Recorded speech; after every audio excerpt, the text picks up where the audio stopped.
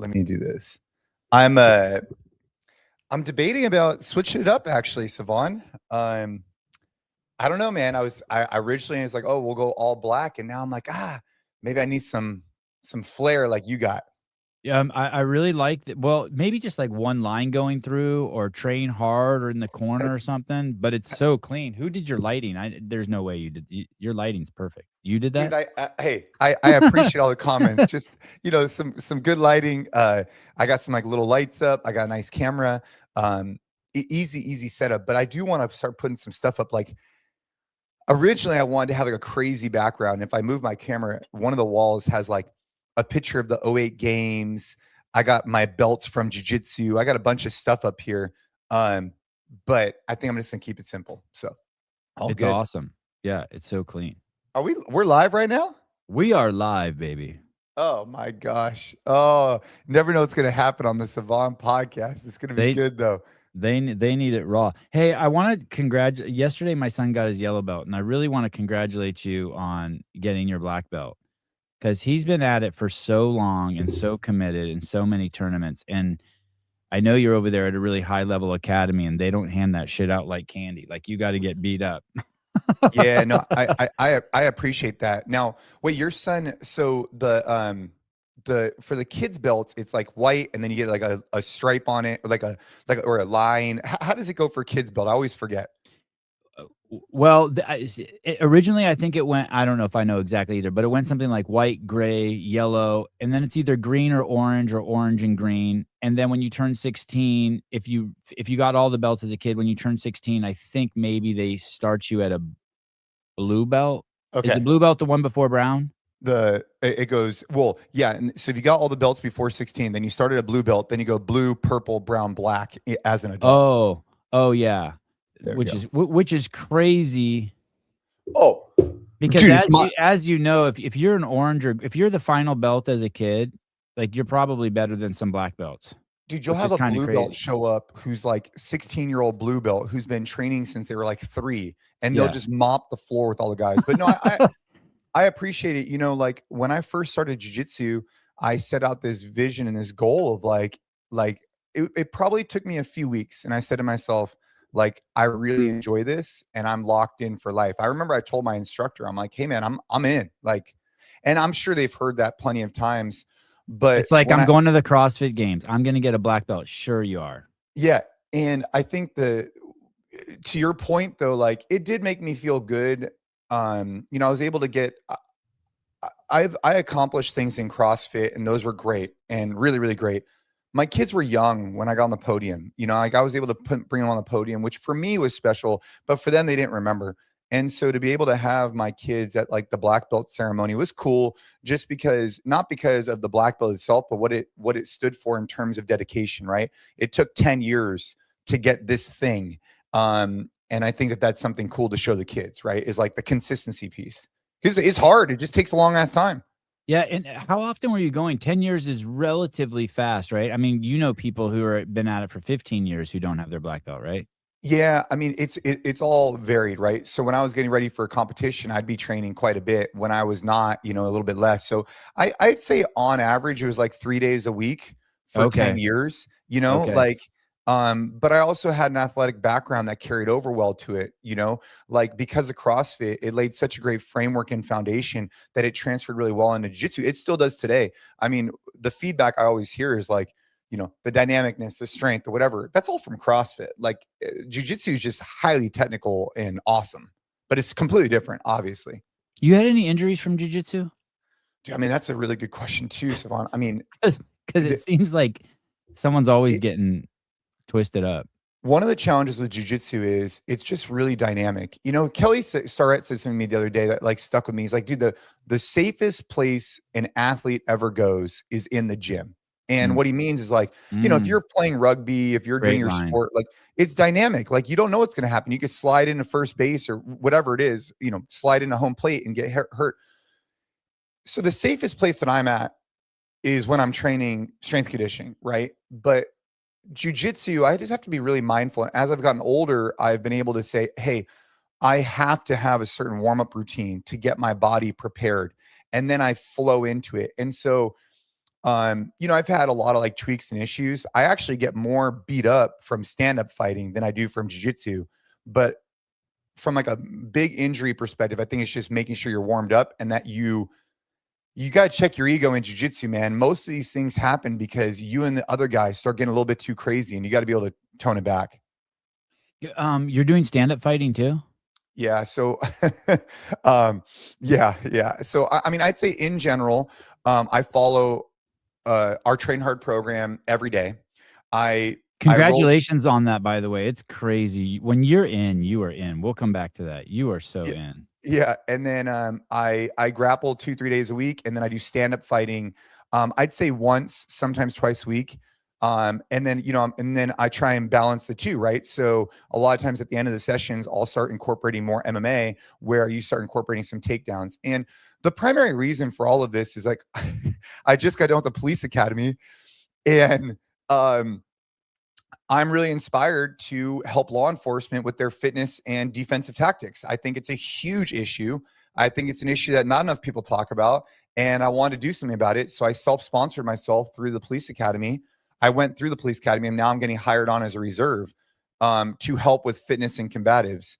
That being said, for me to be appropriately designing things, like I've really been trying to put myself in the trenches of like, what is actually going to make an impact for these law enforcement officers? How do we give them the cheat codes like I do in fitness? How do we give them like the stuff that will actually work?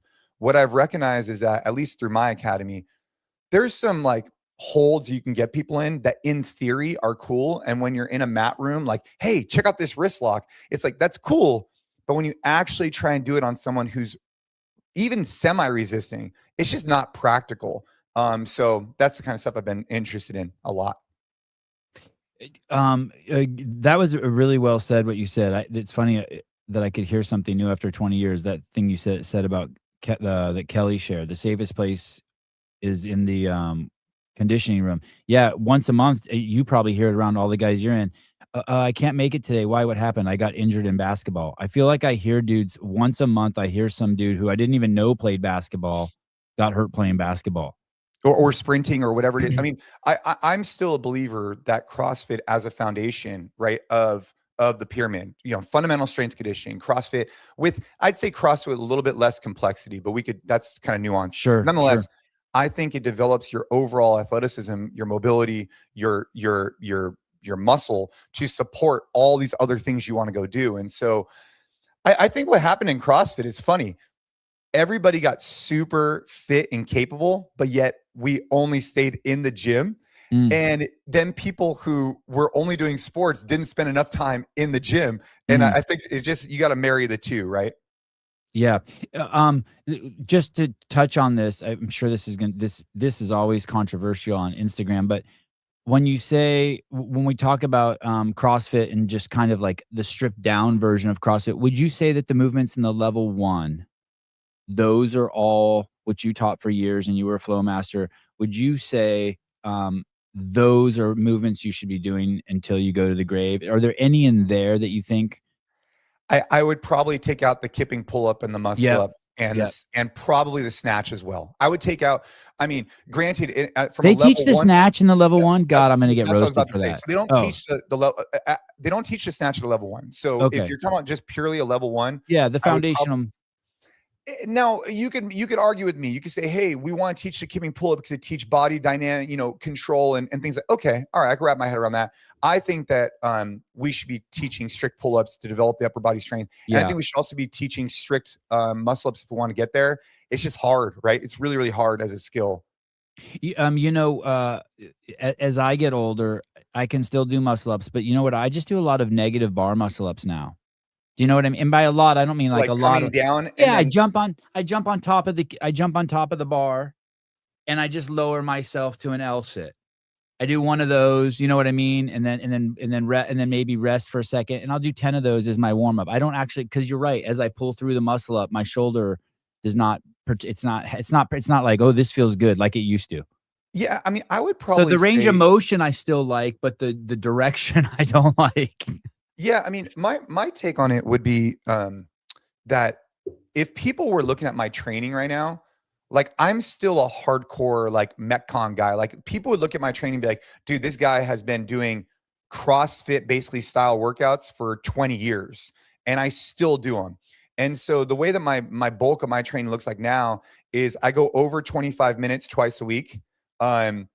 And I push, pull, and squat heavy once a week, and then the other those 3 days are like 12 to 15 minute high intensity intervals, right? Whatever that might be. The biggest difference between my current training and where I was at with, let's not even talk about the CrossFit Games, traditional CrossFit, is that I removed some of the complexity of like squat snatches, overhead squats, handstand push-ups, walking on my hands. There's no interest for me at this time because I unlock that in jujitsu. Like jujitsu gives Yeah, me like this, interesting. jujitsu unlocks my brain and makes me think.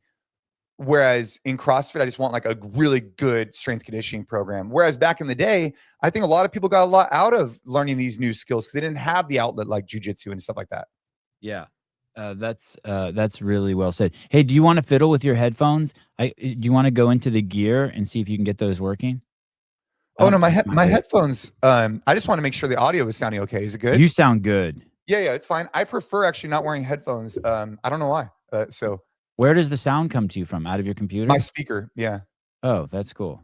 yeah. Yeah, I'm and no echo. That's crazy. I'm gonna I'm gonna be really attentive to not getting distracted by the comments today.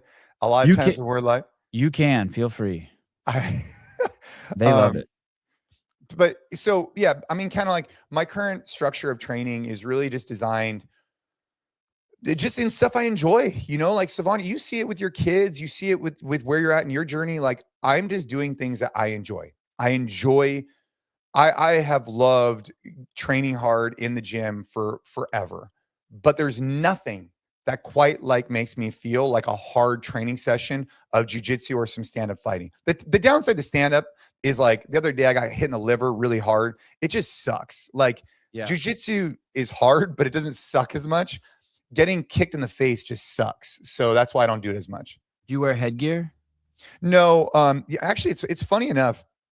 My I kids don't just know. got headgear and MMA gloves, and it's a Your little. boys? Yeah, because they do a lot of stand up too, and it's a little hard to watch. It's funny. When I first got into Muay Thai, this is years ago, before I even found CrossFit, I was doing Muay Thai and I would wear headgear and shin guards for sparring. As I think as things have evolved, like I was just training a little while ago with DC, Daniel Cormier out in Gilroy. A lot of those guys, they're not wearing headgear and they're learning how to just control the punches when they're like flow sparring. I'm not talking about Mhm. when they're actually like really training. Yeah. So in general, for my sessions, I'm not wearing headgear, but you're going at like you're just laying off that little extra second before you hit. And obviously it's a flow back and forth, right? And you're balancing like if I hit you this hard, you're gonna hit me that hard. And it's Yeah. just like this fine line. Yeah, the teacher always says that, "Hey, only hit someone as hard as you wanna be hit."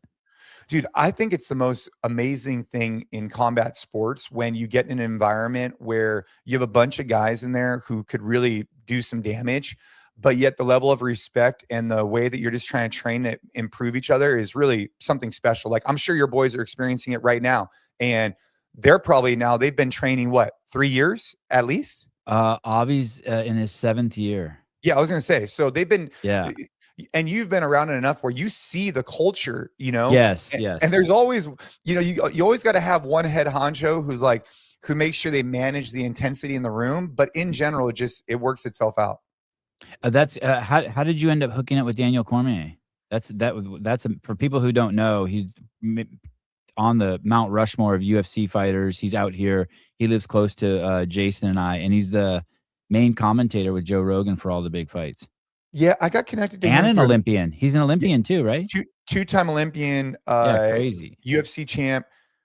I got connected to him through a mutual friend of a wrestling friend, and I started helping out with his program for his youth wrestling club, just helping them with like some strength conditioning stuff. So that's what I originally did. And then we put him on a 45-day plan. We dropped some weight with him, but dude, his schedule is crazy. So yeah, but that's how I linked. You did do because he did get really big. He got pretty big and we brought him back down a little bit. Yeah, I had him on a 45-day plan. I would message him every day. Wow. Yeah, that was fun. Yeah, I've seen it. I've seen it fluctuate. You know, it's funny. This is way off subject. I don't like Max Holloway calling him Fatso. I really have you. Did you notice that in the build up to every time he sees him, he calls him Fatso. I really don't like that. No, I think that those guys. I mean, I think that there's another guy that kind of like talks shit about his weight or whatever. It's like, dude, I don't know. I mean, I think they have like a Mutual respect for each yeah, other. but still, dude, DC's like one of the most intimidating guys. I sparred with him once, twice actually, and he's like, going at like 2%. Is like he can just do whatever he wants to you, and there's Did he nothing you get can on? do about it. Did he get on top of you? We didn't go to the ground; we just stood up. But the That would funny be thing, crazy if he got on top of Savon, you. I mean, you've probably seen this with your kids. I think that people in CrossFit, people in general, have no idea. This is just general population, have Yeah, no idea if someone is trained just how much of an advantage they have over you. Like enormous. it's enormous. Like, and you have such a false impression. And the same thing applies. Like, when you're training with the top guys in the world, they'll just do whatever they want to you, and there's nothing you can do about it. Yeah, I was. Have you seen that documentary? The little guy who is the arm drag king. I think he won in ADCC. He won. He's the only guy ever to win from the one of the lighter classes, the all around. Mm. Marcella. Anyway, the arm drag's crazy. It's crazy when someone gets arm dragged. They're standing in front of you, and then someone gets arm dragged, and they're behind you. I've been really just tripping on that. And then they're behind you, holding your waist and pick you up and throw you to the ground. I'm like, holy shit, this is such a crazy move. And it's such a valuable skill. So I was just out in Virginia working with a law enforcement agency, and that's the drill that I ended up working with them on for The like a arm few drag? hours. Just an arm drag. To Yeah. your point, so these guys are going into like some very difficult situations, and you have protesters or people that are frustrated. And my whole thing is like, dude, I'm trying to work with guys to de-escalate everything. Like that's the goal. Like de-escalate everything. And so it's like if you can go hands-on with somebody and arm drag them, take their back and have a crossbody, like kind of like hold on them, Yeah. they're just it's a great opportunity to just calm them down, right? Because now you're behind them. You could even kick out their knee and bring them to the floor. And so that's a really valuable skill to learn. Yeah. It's crazy. It's a absolute great sport. I can't imagine. Did you get your daughter into it? Did your daughter have any interest? Yeah, so both my son and daughter, I would say their interest was just enough to like I would work with them on a regular basis. And at this point now they're 15 and 12. So my son hasn't Wow. yeah, they're Crazy. Savon, my daughter is a sophomore in high school. She's gonna get a driver's Dude, license. she's getting a permit like in I don't know, like a few months. And so I just worked enough with Ava, it was like about creating distance, acting with violence and acting very quickly, like act quick, act violently, but break away and run. With Caden, it's a little bit different, right? It's positions of control. It's just a different mindset. Only because he'll be much bigger than she is, and compared to a male and female, it's just different. So that's what I've done. Are you swinging a bat? You don't want to see me swing a bat. So today, actually, I'm going to be an Because app toss. I saw your son is playing baseball, and I was like, oh god, I wonder if Jason's getting in there and trying to take some Dude, swings. so we have a batting cage, and I have tried really hard to get good at baseball. I've really, really tried, like legit. I I can't believe you. throw, You don't do anything half-ass. and I still can't throw a ball. I can't throw a ball. But now, so he's on the 12U age is a really big age for baseball. So he's currently going through the 12U All-Star process right now. We actually have a game tonight in Aptos for the section. So his team just won the district. Now they're going on to sectionals. And if you win that, then you go on, go on, go on, hopefully to the World Series of Little League. But man, I'm telling you, a lot of good lessons with baseball. But one thing that I've learned is that it's a skill that you need to develop probably at a young age, because I've tried and I just can't get it. So he's loving it? Oh yeah, he's really into it. Yeah, he's really, really into it. I've tried everything, Savon. Like it's a really good example with kids where, I'm a big believer in like play as many sports as possible, blah, blah, blah, blah, blah. But at the end of the day, when your kids get to a certain age, they're going to want to start telling you, hey, I'm really interested in this. Like, I love this. I want to go do this. And I think that there's a fine line between you being like, no, you don't love it. Like you're going to get burnt out. And okay, like let's roll with it, and still encourage to do other things. But that's kind of where we're at on our journey, is that the love for the game is so strong that I'm encouraging as much as we can, yet still like casually thrown in, hey man, let's go sign you up for football. Let's go sign you up for this. But it just isn't working as much. How long did he show interest before you put the batting cage in? Years. The Oh, batting cage, wow. yeah, the batting cage is a good investment though. Yes. I've It, wanted one. My kids don't even play baseball, and I want one just because they're tennis players, but I know swinging a bat's, like, pretty amazing challenge and pretty good. you know what it is more so Right, than like especially just, right and left if you make them go both ways.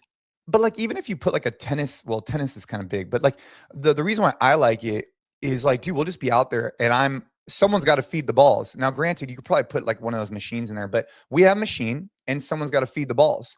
So I'm out there just feeding the balls, and it's time that you could spend just, Yep. outdoors doing stuff. So it's been really, we took a while to make the investment, but it's been good for us. I would encourage somebody who's on the fence about it to do it. You have one of those long, like, where you get the net and it's all netted in. It's like you have, like, a 50 feet or whatever it is Yeah. on your side yard somewhere. That's That's, crazy. I know. that, I want one of those so bad. I think my wife would kill me. Yeah, it's like 50 feet by and like 12 feet wide or something like that. And then you have pitching machine, and it's just, yeah, man, it's awesome. It's a great time. And then all the boys can come over. So my long-term vision, I think, Oh, that's I, smart what you just and said. I think you probably agree with this. Like I just put in a reach-in freezer in my backyard. So these are the things that I'm working on. I put in one of those like reach-in freezers, and we bought like a quarter cow, right? Mhm. Um my garage is fully set up. I have the baseball area, and then I'm gonna start putting in some turf for football pushing sleds. And like the vision is slowly over time to build up a training environment where all the boys can come over and they'll have their food, they'll have their hydration, they'll have their training place, they'll have and they can just be here for hours during the summer when he's in high school. Right. Yeah, you want your house to be the one they come to. That's the goal. That's the goal. Yeah, that's awesome. Yeah, man. Tell me about Train Hard. Tell me about that. Yeah. So I don't know. The last time you and I connected on, well, I want to hear the origin story too, because it's I didn't realize until looking at your Instagram that it's spread, that you're not the only one, that there's other yeah, Train Hard communities now. yeah, man, it's been great. And it's one of the reasons why I wanted to also chat with you too, is I want to get the word out more. So 3 years ago, I started hosting free workouts for men in a parking lot here in Los Gatos where I live. And you knew about that. And the spirit of it was just, dude, hey, like here's the thing. My entire adult life, I've been able to surround myself with like-minded people in the gym who wanted to like better themselves, who wanted to grow, who wanted to like train hard. And it played a huge impact on my life. And like my training partners, for example, the CrossFit Games, many people don't have that, right? Like, especially in the Bay Area, everybody's working in remote jobs. There's zero connection. There's name the thing, right? So I'm like, hey, let's bring people together, shoulder to shoulder. Let's do a workout in a park, and let's go grab coffee. And my whole theory is like, guys don't need to be told like how to connect or anything like that. They just need more opportunities to.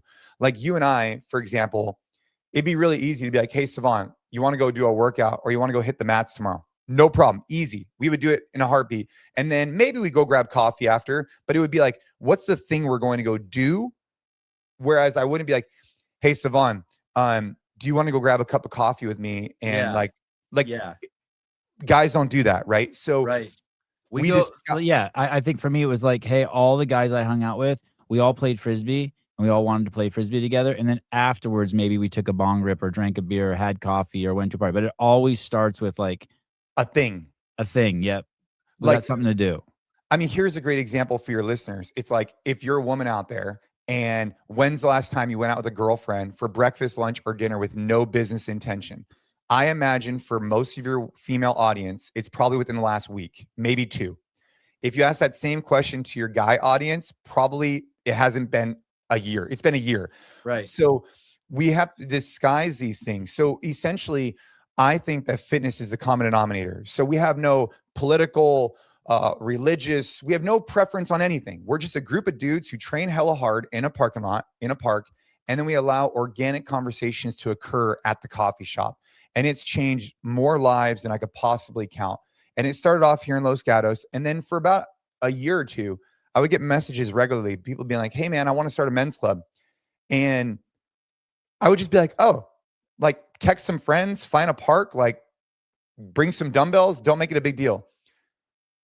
What I found was like after a year of saying this to people, I was almost dismissing them. Like they were coming to me because they were looking for some support and I made it seem too easy or whatever. So I said, "You know what? I'm going to create an ebook. I'm going to show what this looks like. I'm going to give sample workouts. I'm going to create a map to help drive people to their clubs." And that's exactly what I did. So if you go to if you I don't know if Matt wants to, I don't know if is Susan on? No, no one's on the back end, just me and Oh, you. okay. But I think I found it. Is it Train Hard, If you go to TH Fit? go to th.fit Yep, found it. and then go to men's club and then go to start a club. And there's an ebook on there.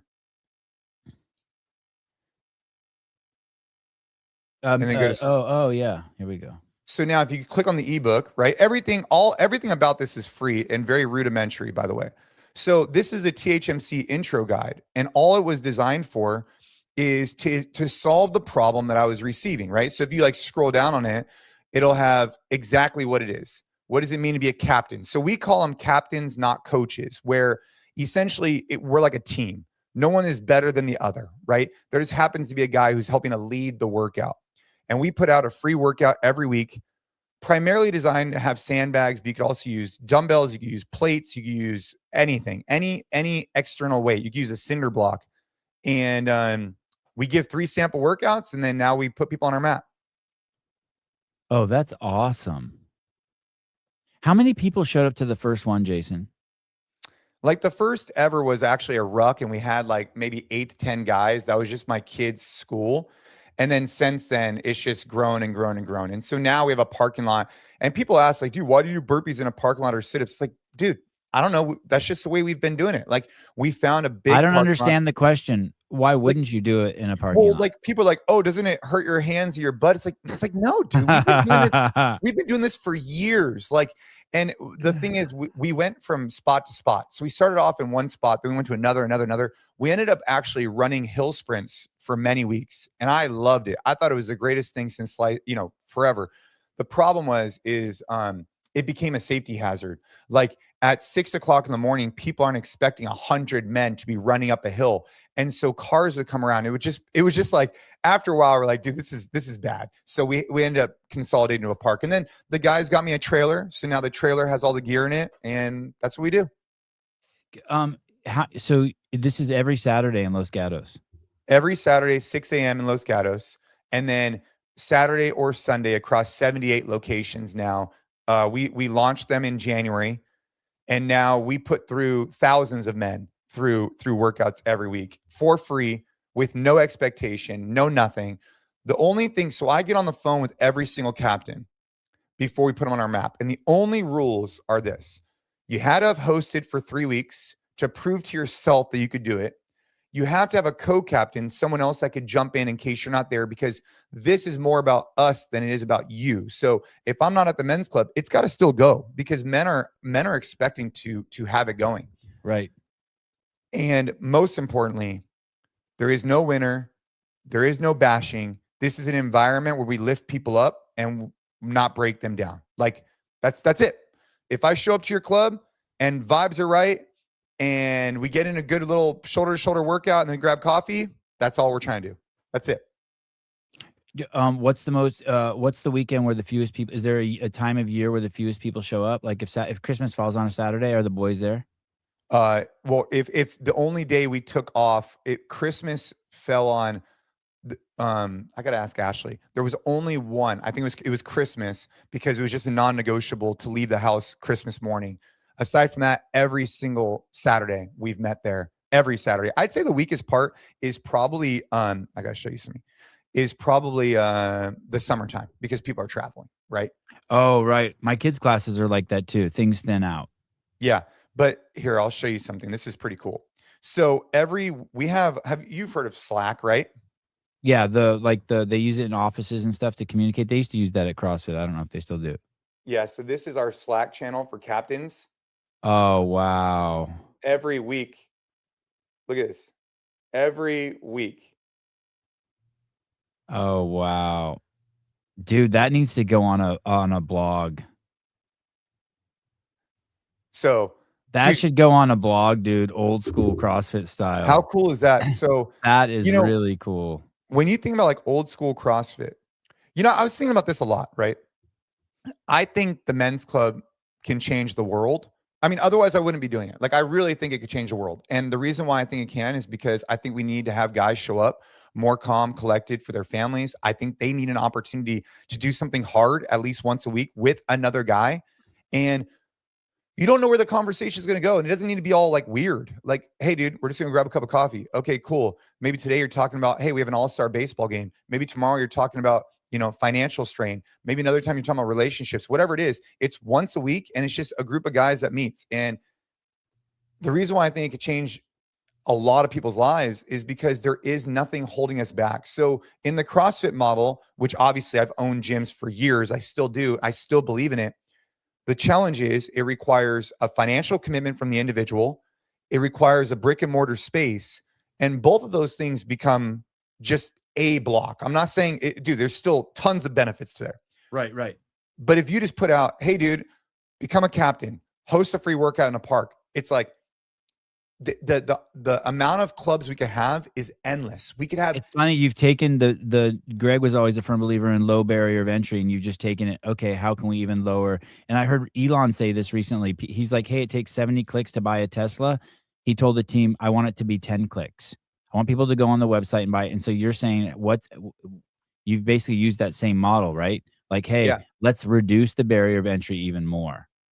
Yeah, and let's do it in a way that's like the way that we want it done. So we try and put out to the best we can. The culture that we're trying to set through the Train Hard Men's Club is one of positivity. Like, we don't do 4-time workouts. There is no winner and loser. Everything is EMOMs and AMRAPs. We all finish together. We all start together. We all finish together.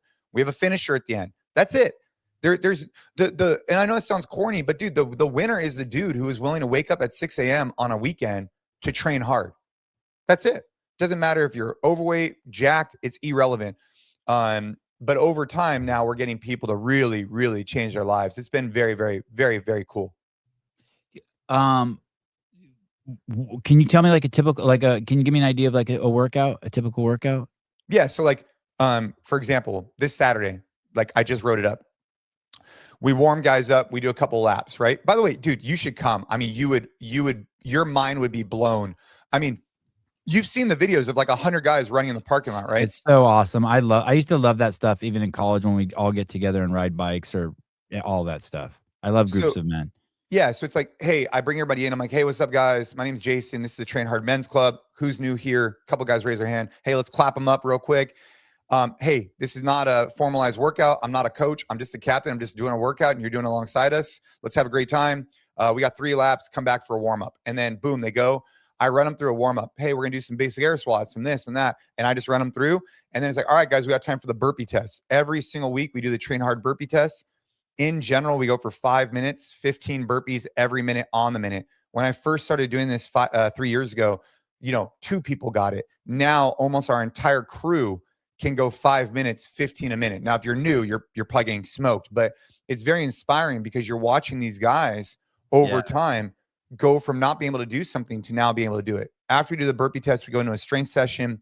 That's like low key. It's like 9 to 12 minutes where it's like curl to press and tempo squats, whatever.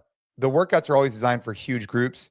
Then we get the workout in, which is like normally 10-minute high intensity push-ups, sit-ups, plate ground to overhead.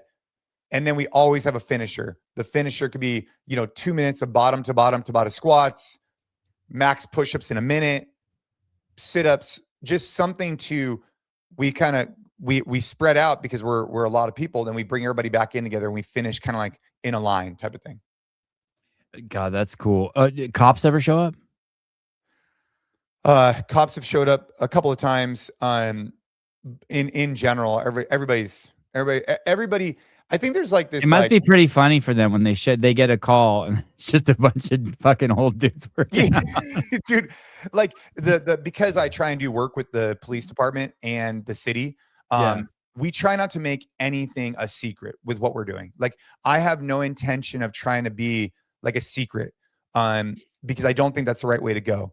But I also don't think they're strongly encouraging it either, right? So it's kind of like one of those things where like, hey, just don't get in our way. Like one time we had 100 people there and they needed to set up for an event. And so they got kind of frustrated because we were blocking everything. So we moved from there to another parking lot and that solved the problem. It was easy. Yeah, okay, the first workout has changed. It's now run a mile to this other parking lot. Yeah, right. Hey, by the way, I saw looks it's pool boy. If you and Savon come, 100% you should come and we will go to Los Gatos Cafe and get a cinnamon roll. I've They had only them do it on there. weekends. That's it. I've had them there. They're crazy. Hey, by That's the way, crazy that Pool did Boy you know knows what's that. really good by your area? Cat and Cloud's breakfast burrito, man. I'm telling you, that thing Crazy. is I know. crazy. I'm It actually is thinking about going there crazy. today. You would actually think that the code on the breakfast burrito had been broken, and then you go there and have one, and you're like, "Oh no, someone did it better." I know it's nuts. Yeah, my kids want to drive 45 minutes just for that burrito. They probably like my kids say that, and then we get there and they want something. They want a cookie and a cup of whole milk. Dude, there's always something. uh, so do you have you're doing this and this is moving along? What is there a as it grows? What are there any obstacles or goals that are coming up over the horizon? Yeah, so I mean, my evolution has been NC Fit was our main focus. So it was like we started off NorCal CrossFit, NC Fit. My main focus was like brick and mortar. We went into corporate wellness. We did a lot of different things over the years, right? Like you evolve and you grow and you change, right? Just like you or just like anybody. And so we have slowly like we partnered with Mayhem on the NC Fit Collective, which was good because they were putting a lot of time and tension into that for gym owners. And I was kind of focused on other stuff. So partnering with them was great. Then with some of the gyms, we've now transitioned those to other owners. And so now we're down to, smaller footprint at NC Fit that's more manageable. Where When it I comes, didn't even know you still. I thought you got rid of all your gyms. You still have a gym. I still have, yeah, we still run the fitness center for Lucasfilms in San Francisco, Oh and we wow. still have an NC Fit in Mountain View that I own, operate like yeah. Um, Where is the one in Mountain View? Where is it? I didn't even know you had that's one there. Rain Surf and Central. Wow. Okay. So, Gotta long go story short, visit. with NC Fit, it's been a evolving journey, right? But a couple of years ago, started to train hard. And as of recently, the vision there is to treat it as much like a nonprofit as I can. That's the vision. Now, it's not, but it's the goal is to treat it like a mission and not like a business. And I think long term, it'll become much more fruitful as a business because of it. So it's like, what is the mission? Well, it's to connect men shoulder to shoulder in parking lots for free. And it's to make as many of those clubs as possible. Well, okay, hell yeah. Like, let's lead with that. Like, that's what we're doing.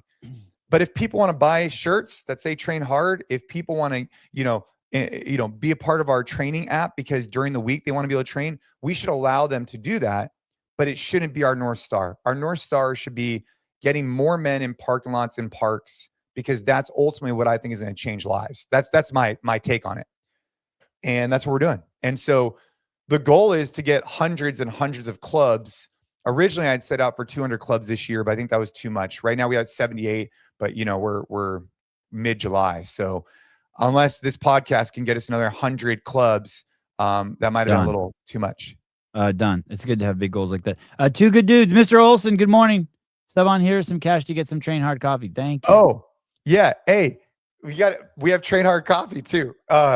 It's just about stuff that I enjoy, Savon. Like I love good coffee. So I started roasting with a friend of mine in Livermore and we made train hard coffee. Do we make a bunch of money on it? No, but it's fun and it's something else that people can align with the culture of where we're going with train hard. And I I saw think, that you guys are making it 25 pounds at a time. That's crazy. yeah. That Micro, like, yeah, like that is micro. Yeah. And so, but the thing about it is, Savon, is like, I look back on CrossFit and what it did and the culture that it set, especially in the early days, it was so much about this um, culture, really. And it's like, what can we do at Train Hard to allow someone to wear a shirt and invoke an emotion that says, hey, I'm about training hard so I could show up for my family. I'm about training hard so I could be the best version of myself. Like that's what I want. I want guys to wear this shirt and invoke an emotion of like, this means something to me. And long term, it's gonna take time, but I think we're gonna get there. Yeah, I think you are getting there. Hey, that's brilliant, by the way, of staying like we're a mission-based company. One of the things that was, you know, interesting about CrossFit is it had really gone. I think a lot of people didn't know this, but it, Greg was an activist, right? Like, hey, keep the fucking keep people who are lying about sports science out of the science field. Don't eat sugar. Tell the truth. Like it was this blend of like it really wasn't. He would always say this. This isn't really a business. And I just love that you're doing that. Stay true to the mission, and if there's fruits from it that come that allow you to be able to put food on your table from your mission, so be it. That's awesome. Yeah, I mean, I'd say it was probably about 8 months ago. I took a hard right, right? Like we were doing paid ads, we were doing some stuff, and I just looked at it. I was like, dude, this doesn't make me feel good. I'm done. I'm over it. Like everybody and their mother can have a paid ad. Everybody can create content online that goes viral. But it's like, what are we going to stand for? What are we going to be about? What are we going to put out that my kids will see that I feel proud of? And so our website, if you look at it, it's super rudimentary. I mean, it looks like a high school student made it. It's because that's exactly what happened. We had this baller website, and I go in there. I'm like, no, like forget all the ads, forget all the clickbait. And I mean, sure, we got to clean it up and tighten it up. But the point I'm trying to make is like, I know this vision will take longer to become, to your point, like put fruit on, on the table type of thing. But I'm okay with that for the longer vision of where this can go. Like, I really think that 5 years from now, you could have thousands of clubs, have annual meetups where you bring a bunch of guys and we're trying to be the best versions of ourselves. Like, I get so many messages this year for Father's Day. I hosted a family fitness day in a park. I rented the park and we had 200 plus people show up, right? And it was the dads that come every week. They brought their wives and their family, and we all did a workout together. And the feedback from the wives was so special for me because a lot of these guys don't have the same outlets that you and I have had for 20 plus years, right? So when they have this weekly outlet where they could train hard, they come home and they're energized, they're showing up well. And that's ultimately the vision of what we're trying to do is apply that to more houses. Hey, is this akin to anything else that's out there? Like, this makes me think it's like some sort of sister movement to AA. You know what I mean? Like, hey, come here, and this is a safe space with like-minded people, and we're gonna help you take your shit to the next level. It's funny you mentioned that. So two things. One is after I started this for like a year, one of my social posts went viral and people started messaging me about F3. I didn't know what that was. I don't know what it So is either. yeah, so it's F3 is they call it F3 Nation. It's very very similar to what we do with some nuances and differences that makes the reason why we didn't just like partner with them is because they do things a little bit different that I think is great for them, but it's just not what we want to do. Um, it's faith, fellowship, and fitness, right? Is there three Fs, and they rotate the leader every week. They just do some things that are just different, and I would prefer to do it the way we're doing it. That's all. But very very similar mission, very similar mission. So Frank, who's the head guy over there, we connect on a regular basis to see how can I lead better? How can I grow this mission in a more effective way? And what have you learned by growing to massive scales? Because they started like 15 years ago. When it comes to AA, I don't know anything about AA, right? I've never experienced it, but a friend of mine, we were talking about it, and he goes to AA, and he's like, dude, you're just trying to be like AA. Come as you are, leave better. And I also host Thursday morning calls at 9 a.m. live calls. Those are the exact same way. So in about an hour, I have a virtual Train Hard Men's Club call every week. And the reason why we're doing this, and the reason why I think it's really cool your podcast is live, is I think long term, um, AI is going to change things. And I think that live conversations and connecting through comments, like even like some of these people are, I think that's going to become more important. And then in real life is going to be the most important. And that's why I think we're ahead of the curve, hopefully, by doing these men's clubs. What happens on the call? Do you have themes? Like, you'll be like, today we're gonna talk about, good movement patterns. Tomorrow next week, we're gonna talk about why it's important to possibly, get into your faith. Uh, Next week, it's like diet. Like, is it like this? yeah. So like today, for example, we're going to talk about one of the men's clubs who this guy lost 50 pounds, just kind of like pull him on the screen, be like, yo, give this guy a shout out, right? Like basically the virtual calls, this is the way I say it. I don't think I'm going to change your life in one call. I know I'm not. But if we could do this every week for 52 weeks, at the end of 52 weeks, you're probably going to be a better man because we're going to speak about something that calls to you. We're going to have someone come on who shares a story that isn't like some fitness guru or whatever. They're just going to be a dad who you come on and you're like, dude, I got a bunch of kids. This is a takeaway that I have when I get frustrated. This is a way that I work through it. And then the dads start nodding their head, be like, dude, that's a good idea, Savon. And they go home and they make an impact. Today, we're going to talk about just because things aren't going well in my life doesn't mean they aren't going according to plan, right? That's going to be like the finisher for me. So I'm going to have other guys speak. And then at the end and be like, hey, I'm going to share with you guys something that's on my mind that I read. And it's just because things aren't going well in my life doesn't mean they aren't going according to plan. And that's going to give them a little nugget to think on for the rest of the day. And that's the spirit of it.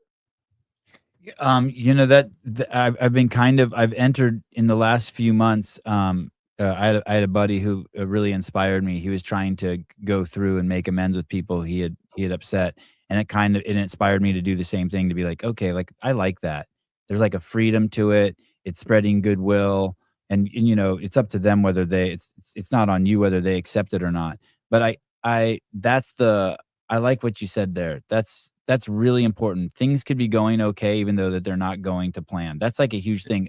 Also, like, when things don't go according to plan, instead of spending any energy complaining about it, figure out how you can benefit from it. Okay, what can I do to work with this? It's totally out of my control. What can I do to work with it? Okay, I mean, look at the people in India. All we have is tons of cow shit, and they make their homes out of cow shit. They use it to burn, to fucking cook their food. It's like, hey, like, it's a pretty rough example, but it's true. Yeah, Jeff puts up what plan? Whose plan? That's exactly what that Yeah. comment was about. Like, yeah, like that's okay. Birchfield said that. Yeah, Jeffrey, whatever. Yeah. He's great. He's the smartest guy in the chat. That's the whole point. Yeah. Is for you to sit on this call and be like, what plan? Whose plan? That's for you to decide. I'm telling you, just because things aren't going well in my life doesn't mean they aren't going according to plan. For me, right? That means that I think there's a plan that God has presented and you just don't know it yet. But you could take that however you want, right? That's just a very small example, by the way. Like, dude, hey, that's a huge one that can change people's lives. Enormous. Underneath that, if you can crack that code that you're describing, happiness will be abundant for you.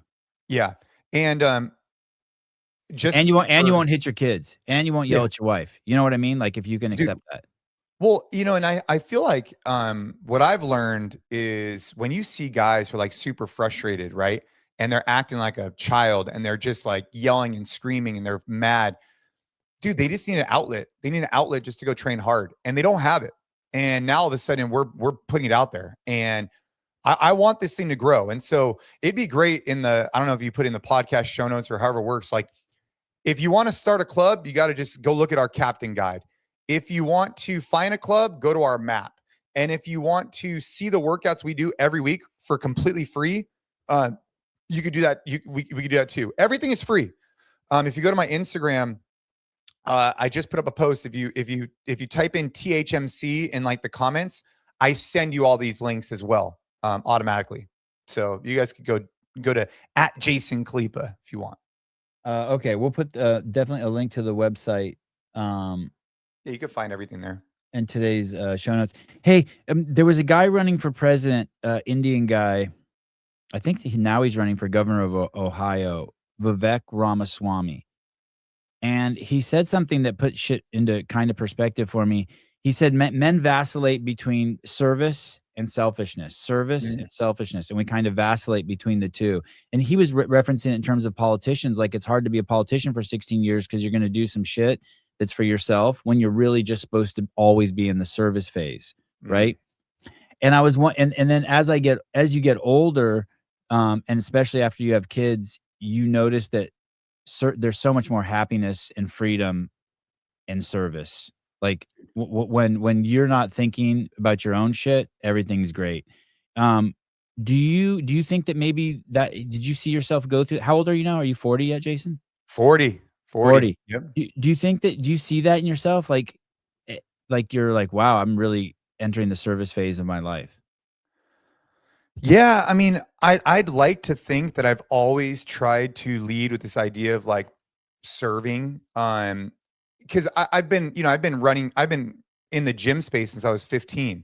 So it's all I've known, which is idea of like provide fitness that I think could really change people's lives to other people. And it's funny. I was talking to a guy yesterday who was an AI expert, and we were just talking about the differences.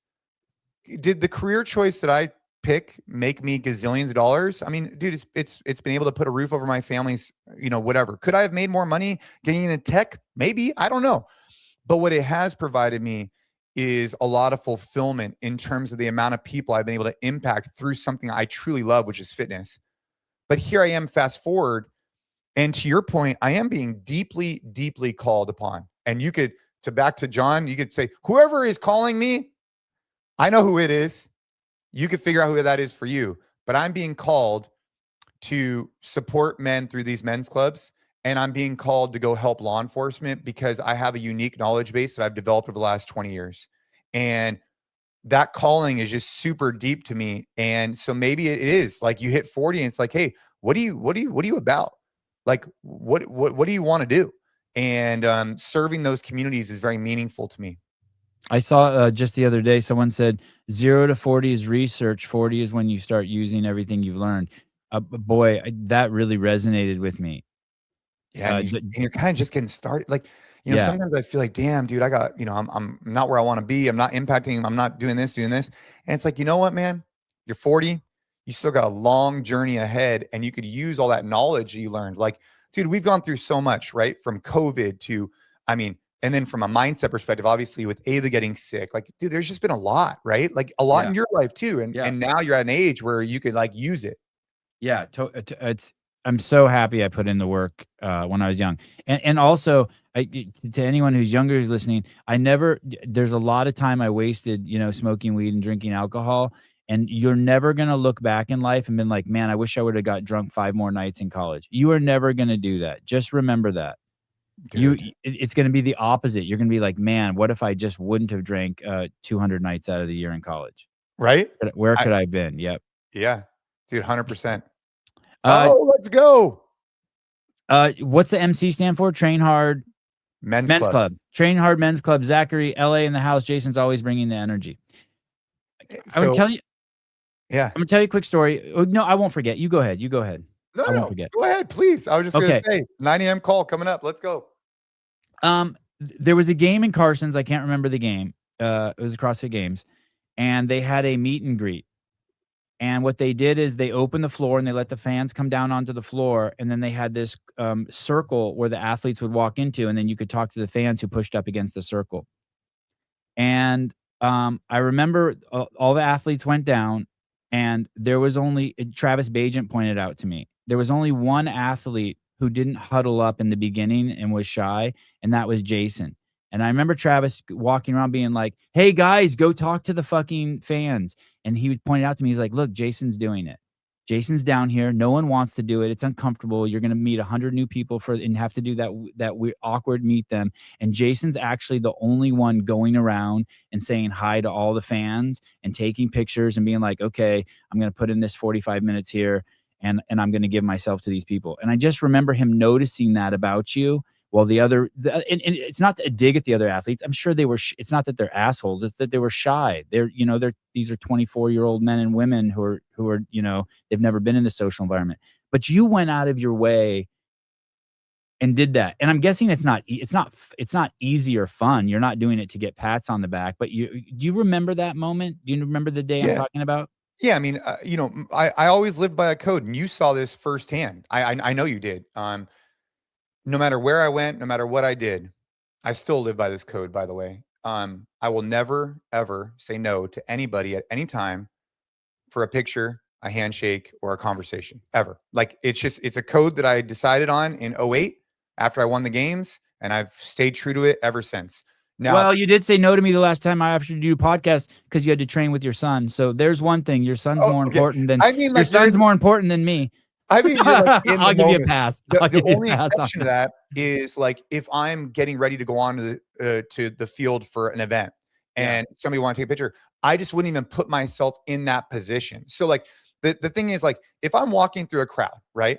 And you're at the games, you know you're going to get stopped at some point. And once you get stopped, it just starts a line because then people are like, oh, who's that? Whatever.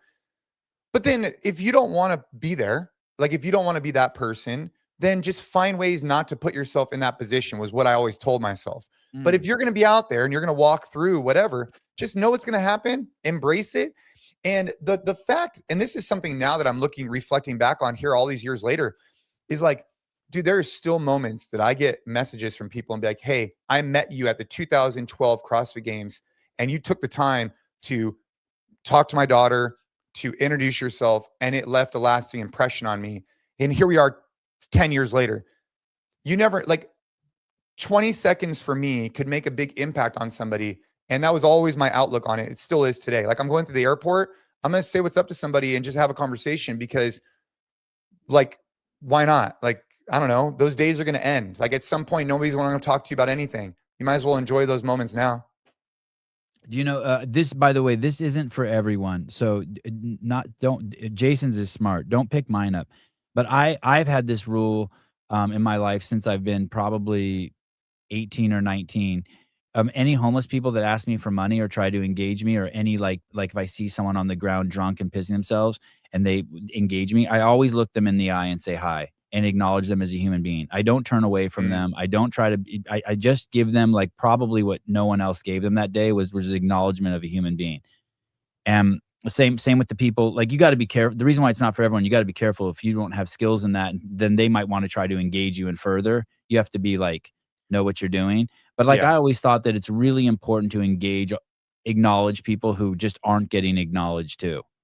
Yeah, and you have experience, in that realm, right? From Right, your right. time in your life. Totally. So it carries over really well because you can kind of like connect and relate and you can kind of Yeah. know the different like um And I like, don't think that if you're with your 4 kids and there's some guy like following you, being like, "Hey, can I get $1?" Like, yeah, it's probably not the right time. But I do think, in life, if you start to create like I'll give you another one, and this one's stupid, but like if you start to like draw a line in the sand, like I don't know, I appreciate some of these comments, right? Like some of these people that have met me and it has been that way, right?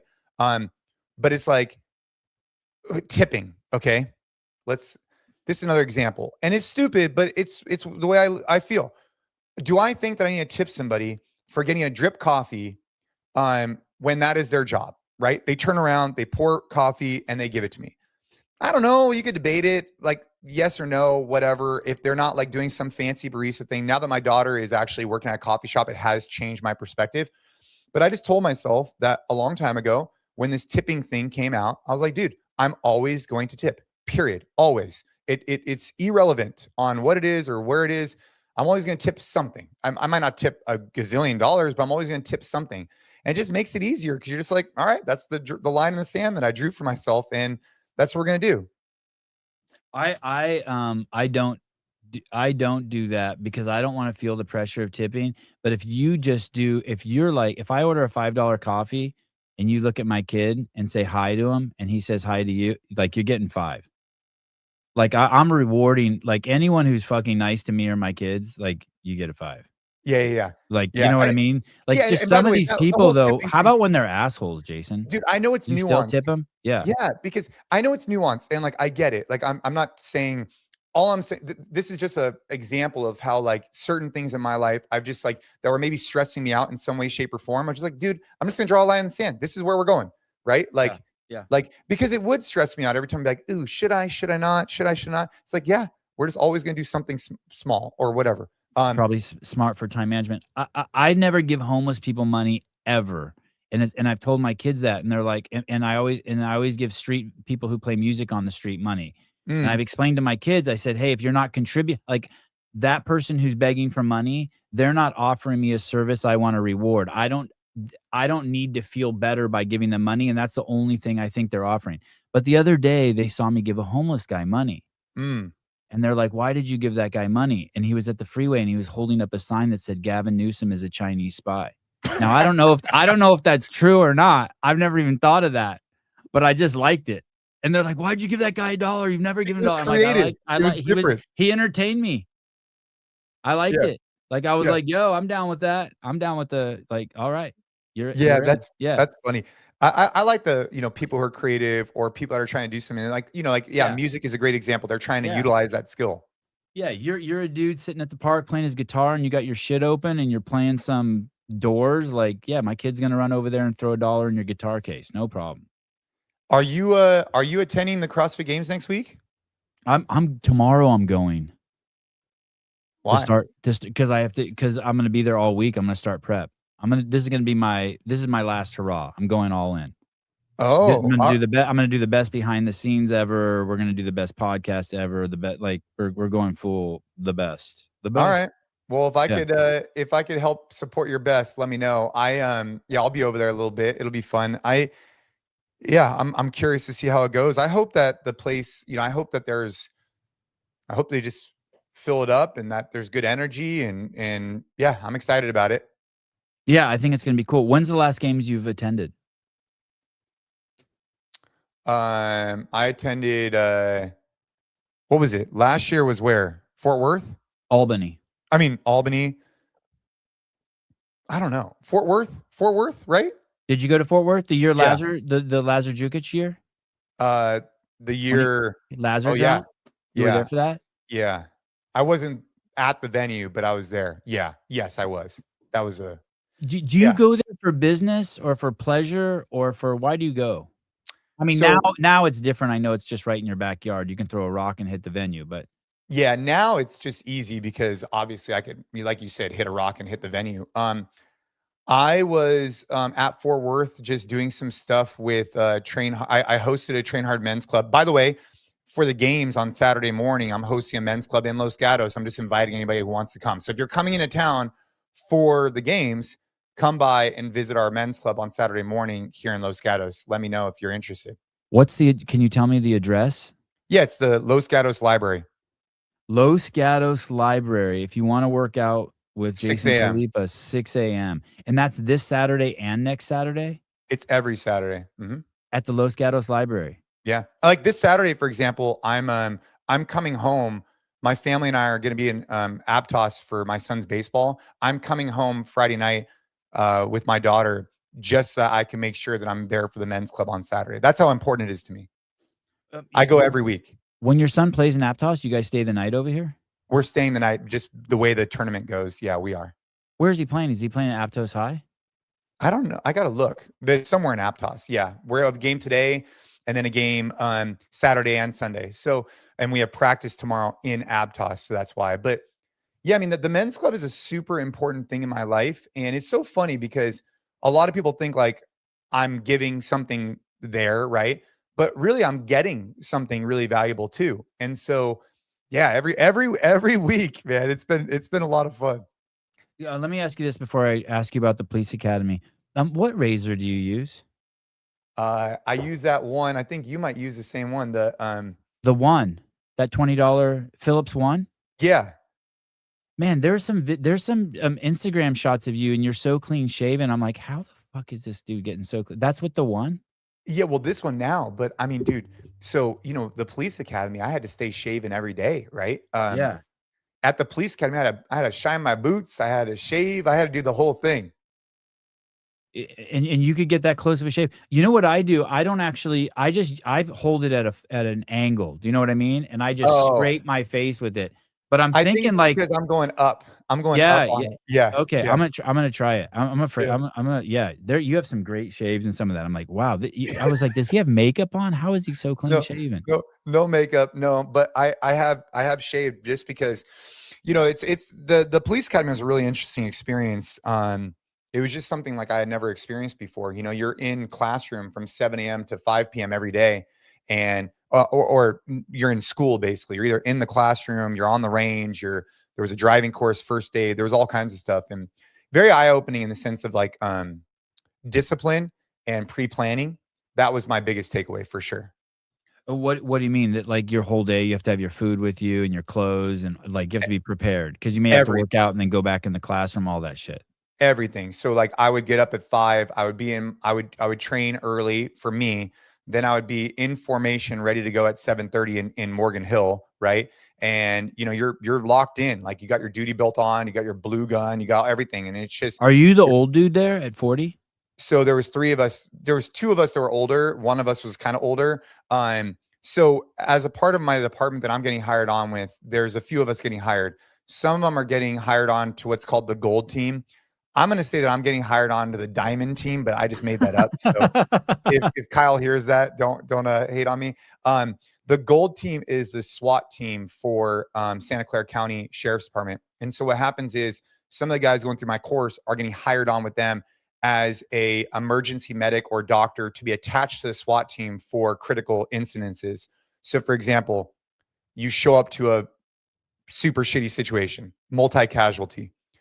Having a doctor there to actually be in the moment with you is really valuable because you only have so many ambulances, you only have so many things. So as you're walking through the scene, having a doctor who's like, hey, that guy needs to go, that guy needs to go, that guy needs this, that guy needs this, to triage it is kind of like their support, but they need to have a badge and be a police officer to be able to do that.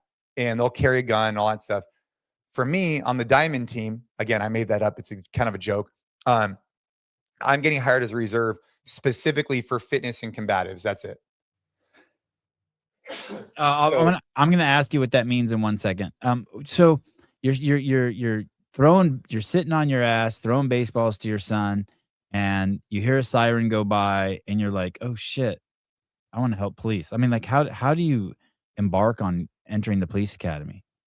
I mean, I've been trying to support the police academy in one way, shape, or another for almost 20 years. I mean, I started off with San Jose PD, working with them 15, 20 years ago when I was, in the, teaching CrossFit.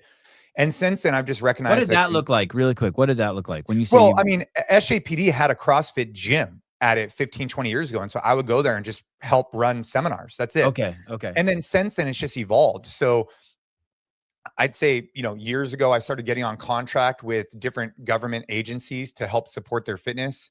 And so I started working with them on a fitness level. And when you start pulling the sheet back, and I started, like, take Santa Clara County. I've been donating my time at their academy for 5 years. Every single academy class, I go and put on a lecture and then a practical application, every single one for 5 years, right? wow. And so I've been doing this a long time. Like none of this stuff happened overnight for me.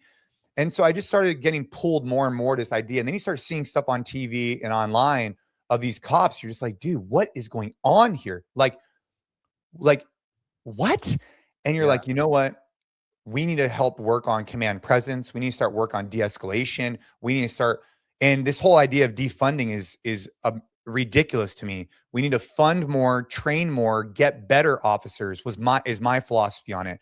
Because if we start taking away funding and we start doing these things, if you believe you need to live in a world that has law enforcement in some way, shape, or form, like if everybody agrees, if you disagree with that, that's fine. But if you agree we need some form of law enforcement, the only option we have is to train them more, develop them more, and get better candidates. And I want to try and be a part of that solution to get better people on the streets so that they could go home to their family safe and that the community could be safe. And I think that starts with them being comfortable and them being able to breathe. If you have no physical skills, if you can't breathe, if you're out of shape, of course you're going to go to your more lethal items because you're scared out of your mind. So Yeah. how can I help you get in better shape so that you could calm, de-escalate things instead of escalate things? Yeah, their Instagram and Twitter are not short of endless Keystone Cops type situations where you're like, how are you a cop? Yeah, that's the whole point is that I want to help that. And then the primary thing that I want to help with is the fitness side. After you get out of the academy, you never get tested again in your fitness in most departments across the country. And I just think that's mind blowing Like the fact that you can get out of a 6-7 month academy, then you go into field training, and the fact that you will never get tested again on a really strong component of your job is just mind blowing to me. And I think Yeah, that yeah. I think we could improve that. Yeah, that's gotta be a cornerstone. Mr. Ortega, good morning. Jason, how would you say my gym could market fitness to fire and law enforcement in my city to help them get fitter? Would love to pick your brain. I mean, I think it starts with developing a relationship and, going over there and just showing your care, right? Like, hey, I want to come and work with your guys once a month. I want to come put on a free clinic. I want to do a lunch and learn. And just, one of the things that I do with law enforcement agencies, I'm just trying to give them the cliff notes. They have a really, really difficult job, really difficult job.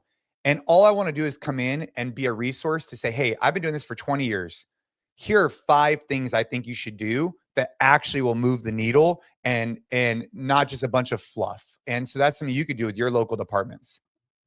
Hey, Jason, am I totally, this is way out of our control, but am I totally out of bounds here that there wouldn't be some way to, um, and you could make it totally cool. You could be like, hey, there's gonna be a bonus every year, and you can either have a uh, body weight bench press, body weight deadlift, body weight shoulder to overhead, or something like you make something up, or you can do 20 rounds of Cindy, so fits both, whatever, Right. and you could get a bonus. Yeah. I mean, the answer Is that legal? Can they do, like, why not just do, no, it's not. well, no. So here's the problem is that just if you look at the last couple, my camera got too hot, Savon. Hang on.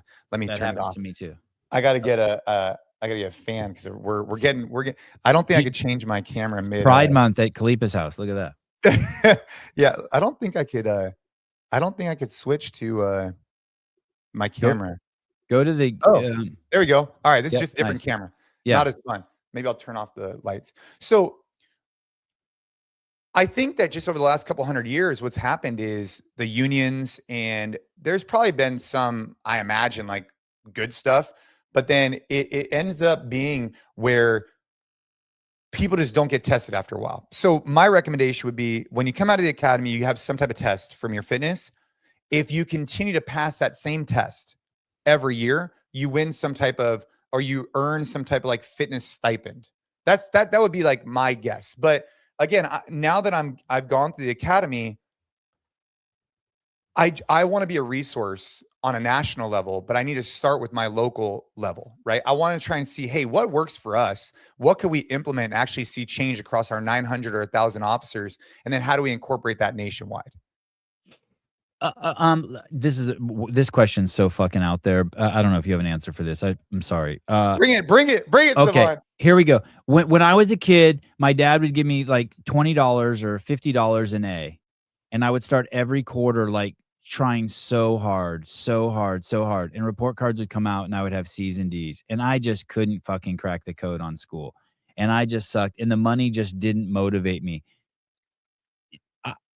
Is fitness the same way? Is there anyone who just can't get fit? Is there anyone who's just like my brain just wasn't there? Do you know what I mean? Like I have learning abilities now that I didn't even have, that other kids had at 14 that I didn't get till I was 35. Greg talks about all the time.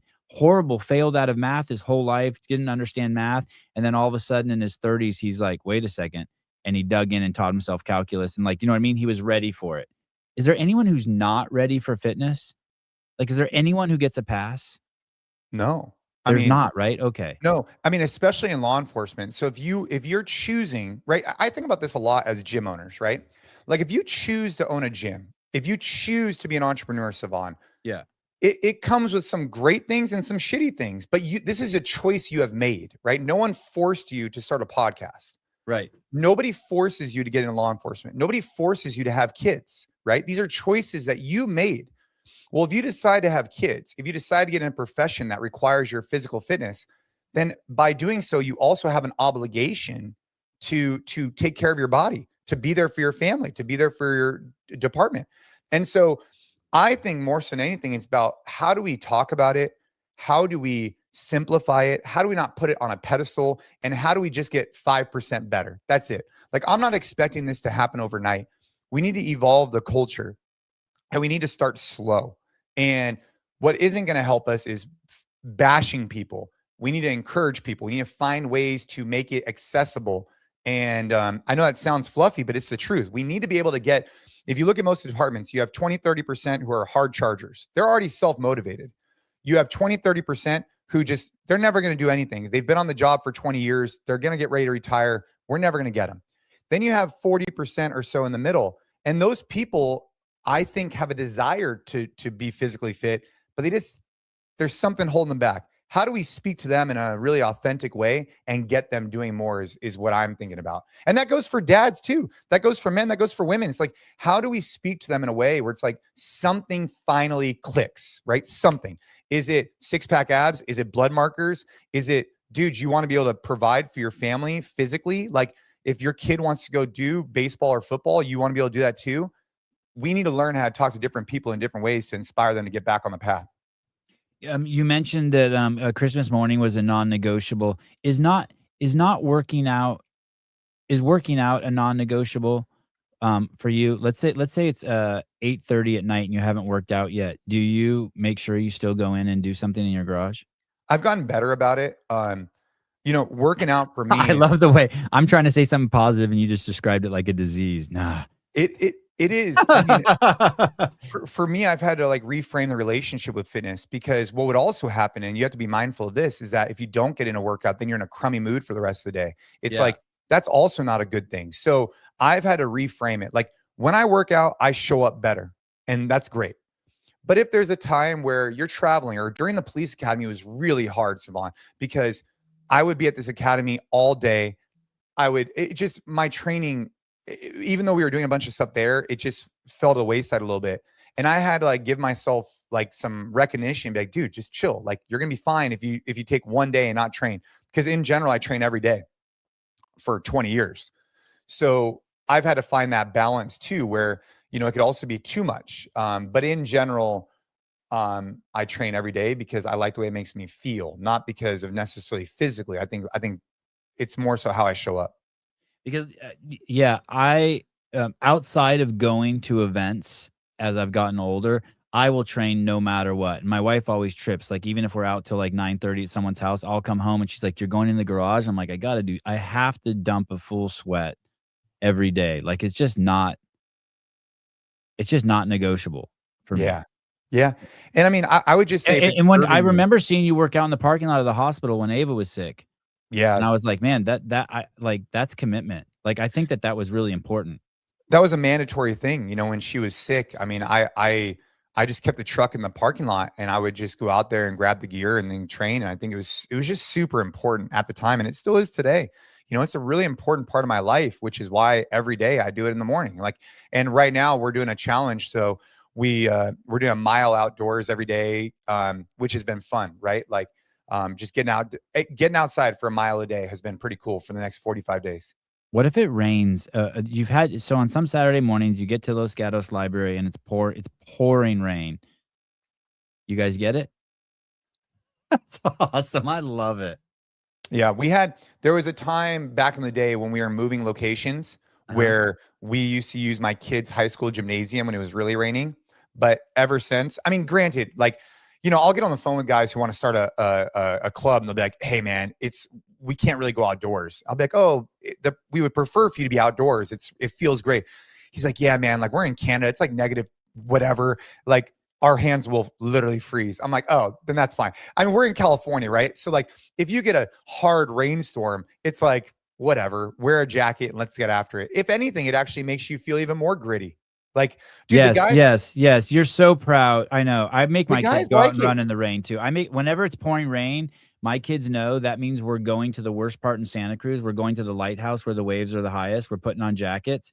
No one else will be outside. And they're like, and we spend 30 minutes just looking at the waves as it dumps on us. And they're like, Yeah, why do we do this? I'm like, because we have a washer and dryer and a hot shower. dude. And we And it's can just come because, home and take our clothes off and shower. And it's like, doesn't matter. and it feels great. And Yeah, it and so feels great. that's They you love know it. that's another thing that the men's club has kind of brought to life is like when guys come out and see a bunch of other people just doing this stuff on the asphalt with no like care in the world. I think there's something really old school about that, right? Where it's not all the frills, it's not super fancy, it's not anything. There's just I don't know. I think it just takes you back to some old school, just like, hey, come meet and we're going to do something hard together. And I hope it'll grow. I know it will, but I hope it grows and it finds the right people at the right time for their lives. Um, do you at your house, do you have a special hamper for your clothes? I'm embarrassed to say at 55, I realized the other day I was like, I realized that I should not be putting my clothes in the hamper with everyone else's clothes. So like I go into the washroom and I get naked and then because everything I have is just wet. Do you know what I mean? I come in from the garage and it's like someone hosed me down. So I'm like, Yeah. hey, my shit is just contaminating everything it fucking touches. Like So, so do you have these 20 years, have you cracked it? Like, does Ashley have her own shit? And she's like, do not put your fucked up clothes in with my shit. you know what's funny about that? It's funny you mention it. So, if I have like a really drenched rash guard or shirt or whatever, I'll put it Not directly. if every Yeah. day when you Yeah, do. every day. I'll put it directly into the washing machine. Like, I won't put it, like, in a hamper Yes. that then like, Yeah, I'll put it yeah, directly in the washing machine because at that point, everything's getting wet anyways.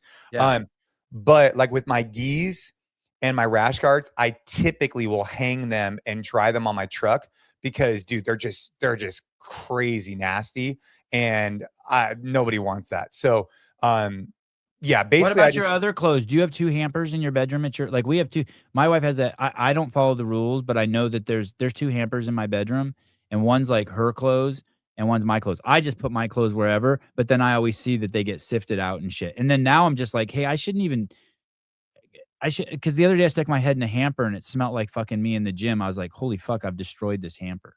no, I mean, my clothes just go directly from being on me to right in the washing In the machine. wash. Yeah, that's smart. Otherwise they'll hang from my truck because, dude, Okay. especially after jujitsu, man, it's terrible. I mean, it's especially like gi jujitsu. It's just that thing is like 20 pounds too.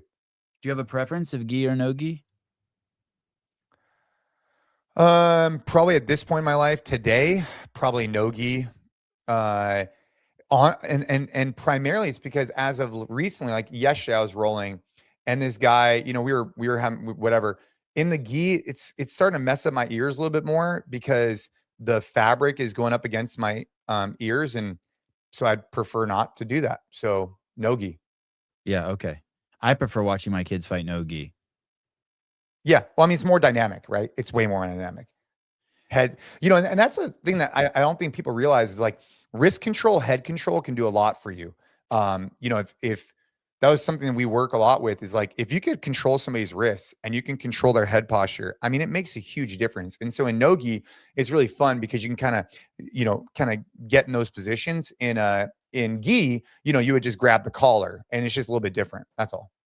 I wrestled a little bit in high school, and I remembered that was only takeaway I got from it was the coach saying, "Hey, wherever your head goes, your body will go." And then I remember when I found CrossFit and I was learning to muscle up, that popped in my head. Wherever your head goes, your body will go. And so I just knew that I knew like, hey, you got to look over the fucking bar. Or you're not getting over it. Dude, 100%, And 100%. as soon as you know that, it's like muscle ups become so much easier. Hey, just get your fucking head over there. Yeah. Your body's not going to have a choice. It's coming. Yeah, man. It's Yeah, for sure. Hey, what's interesting? I was just thinking back to one of the things that what's your take on this? So I'm at the police academy and you have to run from wherever you're at to your classroom. Like you have to always be running. There's certain rules. So I was running, and whenever you're running and you see someone who's not a recruit or whatever, you have to stop, address them, and then continue on. So I'm What's that mean? running. Address them. Hello, how are you? Or Yeah, salute? so, Or like, let's just say I'm running, I would stop, like, be here, "Good morning, sir." They would acknowledge me, and then I continue to run, right? So okay. let's just say I saw you, "Good morning, sir." Okay, go. So anyways, so I'm running, and there's this guy, and I say, "Good morning, sir," but I don't stop. I just say, "Good morning, sir," and I keep running. And he's like, "Hey, if you do that again, I'm gonna have you drop and give me 20 push-ups, right? You need to stop." And I'm like, "Roger that," and I kept going. So it got me really thinking about this idea of what are we doing? What role are we setting, whether it's for our kids in the academy? So for 6 months' time, right, these academy recruits are getting a ton of information and they're getting in incredible shape with morning PT, but fitness is being used as a tool as a punishment in some cases, right? Mm. So the question I have is when you finish the academy, kind of like with the shaving. When I finished the academy, I didn't shave for the last 2 weeks just to kind of say F you to the, to the system that held me back. And I had to, shave every day. Right. Yeah. But now you get out of the academy. What does that impose on your mindset in terms of the next time you're doing push-ups? Right. And if fitness is a lifelong skill, how are we articulating that to not only the recruits, but also our children so that it's something that 10, 20, 30 years from now, it's not looked at as a punishment, it's looked at as a privilege. I struggle with that a little bit because I use fitness as a punishment. Um, I use it for both. So Right, right, I yeah. use it for both. But since I have 3 boys, if one of them, no one gets punished in isolation. So, like, you're in the backyard and you've taken the Sharpie and written on the wall after I've told you not to do it, and the other 2 dudes are just in their room reading, like, everyone's coming to the garage to do 100 burpees. Mm. So because of that, there's a camaraderie that they're always built. Like, you can, when you have 3 boys, like, one time the boys were showering together. I told them, "Hey, you're never allowed to touch someone in the fucking shower. No pushing, no shoving." They're showering and they start pushing each other. I turn off the shower. I throw them towels. I'm like, "Get your underwear on." They went and did 100 burpees, and then I made them get back in the shower. And by the time they got back in after 100 burpees, they're laughing and giggling. They just think it's awesome. You have one fucking girl, you know what I mean? And she doesn't have any siblings, and you do that to her and you're the dad, you might fucking break her. Did you know what I mean? Like, she might be like, "Dude, you're a fucking asshole." And Yeah. so as a parent, you have to know, I don't know what the nuance is there, but my kids love training. They absolutely love training. So I don't know. I don't know. It's a trip. What are your thoughts on it? It's a trip because there's some nuances there. You know what I mean? Of Like, my course. kids will be I made my kid one time do 100 burpee box overs with a weight vest, and he did 200. Like, fuck you. And at 150, he started crying, and he finished the 50. And then he came over and hugged me. He's like, "That was great. When can I do that again?" You know what I mean? Like, I don't. It's a trip. I mean, to your point, right? Just like many things in life, there's nuance. It's Yeah. just got me thinking. Like as I came out of the academy, there was definitely a few takeaways. But that was one of them that I just like kind of reflected on, like, if that's the only exposure to fitness for some of these people, are we setting them up for a lifetime of success incorporating fitness, or are we actually doing more detriment? Right. And Yeah. it just got me thinking, right? Like, and again, there's nuance, there's context, there's this, there's that, there's whatever. But at least it got me thinking, like, hey, is there a way that we could articulate this in a different way? I'll give you an example. You're talking about you and your three boys, right? Yeah. Instead of it being like, hey, I'm the PT instructor, I'm going to crush you this morning with this 40-minute workout and we're going to just bash you down. It's like, hey, today recruit Savan is going to be in charge of the workout and he's going to lead the workout. Oh, that's good. You know what I'm saying? Like Yes. Yes. it's about you. It's about we, right? It's not That about, nuance that's huge. I don't know how to describe that, but I totally see what you did there. right. So it's just little stuff like that I'm just like, anyways, I was just curious. Like And I my had a, my kids had probably similar to yours. My kids had, before they got physical as punishment, that's a little extreme to say. The first 7 years of their life, I never had them do a workout per se. It's, we mhm. go in the garage and I'm gonna stand here on one end of the garage. You guys are gonna throw tennis balls at me as hard as you can and try to hit me. Then the next thing is gonna be to try to push this big ball across, this 50-pound D ball across the garage. And after 20 minutes of that, it's like, "Hey, you guys want to try something crazy?" And they're like, "Yeah." I'm like, "1 burpee, 1 pull up, 10 rounds." They're like, and by then they're already warmed up. And like, I built 100 burpees to them is nothing. They knock it, like, they're like, "Hey, what's my record?" I'm like, 427. They're like, 423 going for, I mean, do you know what I mean? So they were massaged into it. Yeah, It's the not, culture. It yeah, it's not, and really the workout is for me because really I need to take a breath and I need to go in there too with them and I need to chill and like they need to burn some energy and I need to focus on how much I love them. It's kind of a cathartic thing. It's not a, it's probably much different than it is at the police academy. Oh yeah, yeah, yeah, for sure. I mean, but like the training with my kids has definitely evolved, right? Like Yeah, with my son now, I'm actually being really strategic, which is super exciting. I think the yeah. next like 5 years is gonna be really fun because he's 12 and he's definitely hit like his puberty. He's getting like very, very strong. And it's like, all right, how do we now balance out what you're getting in sport with what we're getting out in the gym? And how do I'm being much more like thoughtful in it. And then probably at the age of like 14 or 15, I'll start like actually having like structured strength, right? We don't have that right now. It's more play. It's more, Yes, you know, yes. it's still been that way this whole time, right? But probably at 14, 15, I'll start thinking about, hey, what type of structured program we want to get on and things like that. So, but it just takes time. I'll e But I'll even do this, I do like something far more benign. I'll go in, like, they'll be pissing me off, they're getting crazy in the house, they're out of control, and I'll just go set the interval timer for 20 rounds, 30-second rounds, and it's 30 seconds on, 30 seconds off, hang from the bar. mm, And that just gets them you know what I mean? It's not a horrible punishment, but it gets everyone just back redirected. yeah, Do you yeah, know what I back mean? center. Yeah, we Yeah, gotta we just gotta like we gotta move and I mean, so that's the key too with like even like you talk about the law enforcement. It's like, how do we make it where it's like what you just said? Like, how do we make it where it's so accessible that it just becomes a part of the culture where like, I mean, this is gonna sound crazy. Could you put a cinder block in the back of every patrol car? And they get a optional or mandatory or whatever 20 minutes to do thrusters. I'm just like using this as an right, example. right, Like, right. how do you just dummy it down so much that it becomes so simple? And maybe that would be a little aggressive, right? Because people are going to say the cinder block hurts their hand and this and that. But Well, nonetheless, I get what you're saying. You'll be a nicer cop. The next person right after you finish that workout, you're gonna hand out stickers to kids, and yeah, you're it's g gonna be yeah, yeah. it's it's gonna be much better. So And when you that's go in the the sandwich shop, you're gonna say hi to people instead of acting like a weirdo with no social skills. Yeah, and so that's my goal in law enforcement is to, people ask like, why the hell would you self-sponsor? Because I paid to go to the police academy at the age of 40. Why would I ever do that? It's because I see this thing and I think we can make it better, and it's driving me nuts. And so I'm really proud of the Santa Clara department for hopefully allowing me an opportunity to do so. I wanna hear the actual story of the moment you went on the website and signed up for the police academy. Like, so, like, do you tell Ashley ahead of time? Like, you're like, "Hey, today I'm signing up."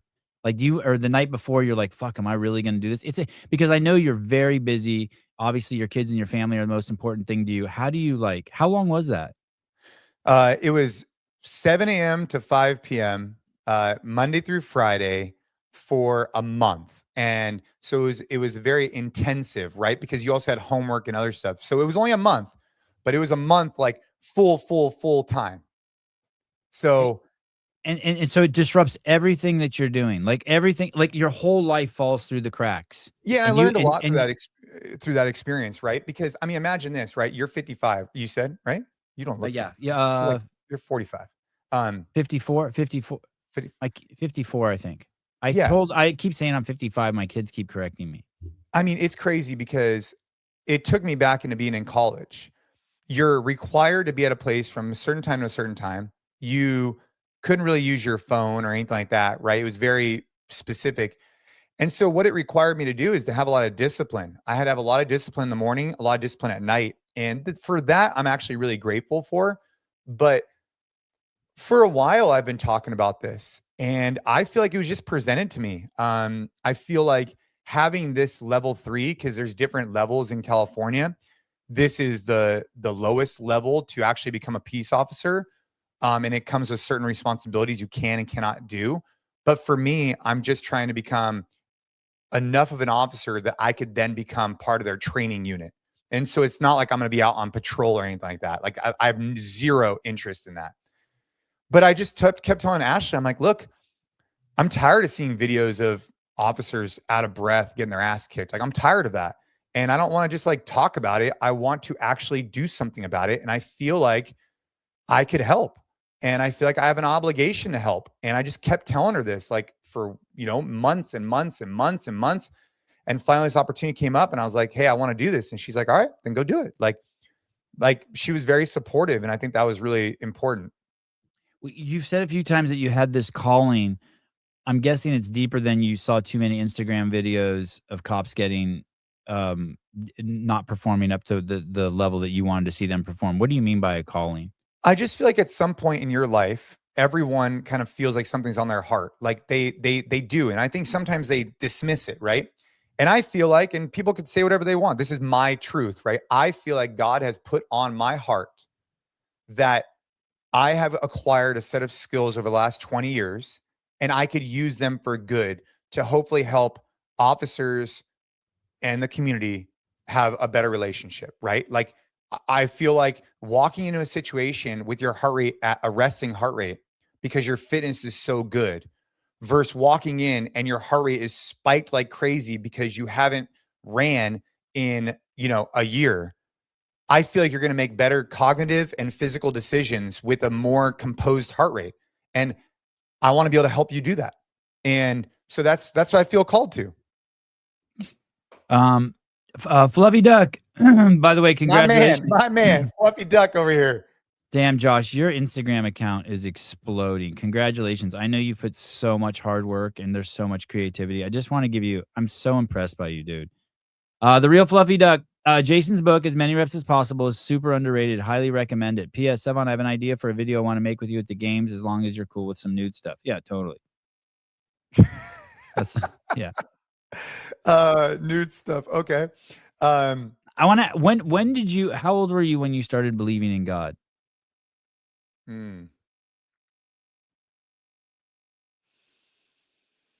Maybe I didn't phrase the question right too. When you built a relationship with God? There you go. It's only a couple of years ago, only really a couple of years ago, right? When Ava first got sick with leukemia, I started to kind of seek. And when you get hit with news like that, right, you start seeking, you start trying to ask yourself, like, dude, what am I going to do? Right. I gotta look for something to carry me through this. But you're doing it in a way that's like almost like selfish. Like, hey, you have this hard thing going on. I'm looking for this to save me in this moment. But you had never built up a relationship. It'd be like if I called, okay, here's a great example. You have a friend and you haven't talked to him in 10 years and you call him and you ask a favor, right? Mm-hmm. It's like, well, dude, we don't have a relationship. I haven't talked to you in 10 years. And the only time you call me is when you need something. Versus if every day I'm calling you, every day I'm building a relationship with you, it's just going to make it easier when we actually start having difficult conversations to have them because we have a relationship now. And that's been the difference, I'd say, the last couple of years is that it's gone from being transactional to being a relationship. And could you describe the relationship? Can I describe the relationship? Like for instance, like you said that you came to God wanting something. Do you feel like now you're repaying God, or you want to serve God as opposed to him serving you? Or yeah, I feel like I read this book. So I was in college and I had this course. It was like science versus the Bible. I recently read another book that was like basically like tell me the book you read. Don't forget. I want to know. Everyone wants to know. I'm going to have to send this to you. Basically, what his argument was that it's easier. There is more proof and data and facts to be believing in Jesus and God than there is in being an atheist. Like, I don't have enough faith to be an atheist. I think it's something like that. I'll have to look at okay. I like the way that's phrased. I don't have enough faith to be an atheist. That's an interesting statement. Okay. Yeah. It's called, I don't have enough faith to be an atheist. Yeah, that's, yeah. I love it. I love it. Yeah. And by the way, 12 doses. Don't even acknowledge him. Don't even acknowledge him. No. Here's the deal, right? Dude, people can take what they want. Here's what I will say. He hates God. He hates God and God talk. That's fine. He could do whatever he wants. And anybody on this call, on this podcast, can do whatever they want. And I'm not here to push any agenda on anybody about anything.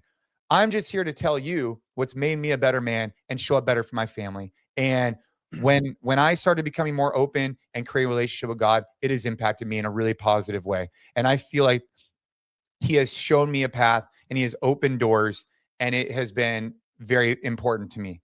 And there was a time in my life where I would watch people like Dan Bailey and Rich Froning talk about their relationship with God, and I didn't understand it.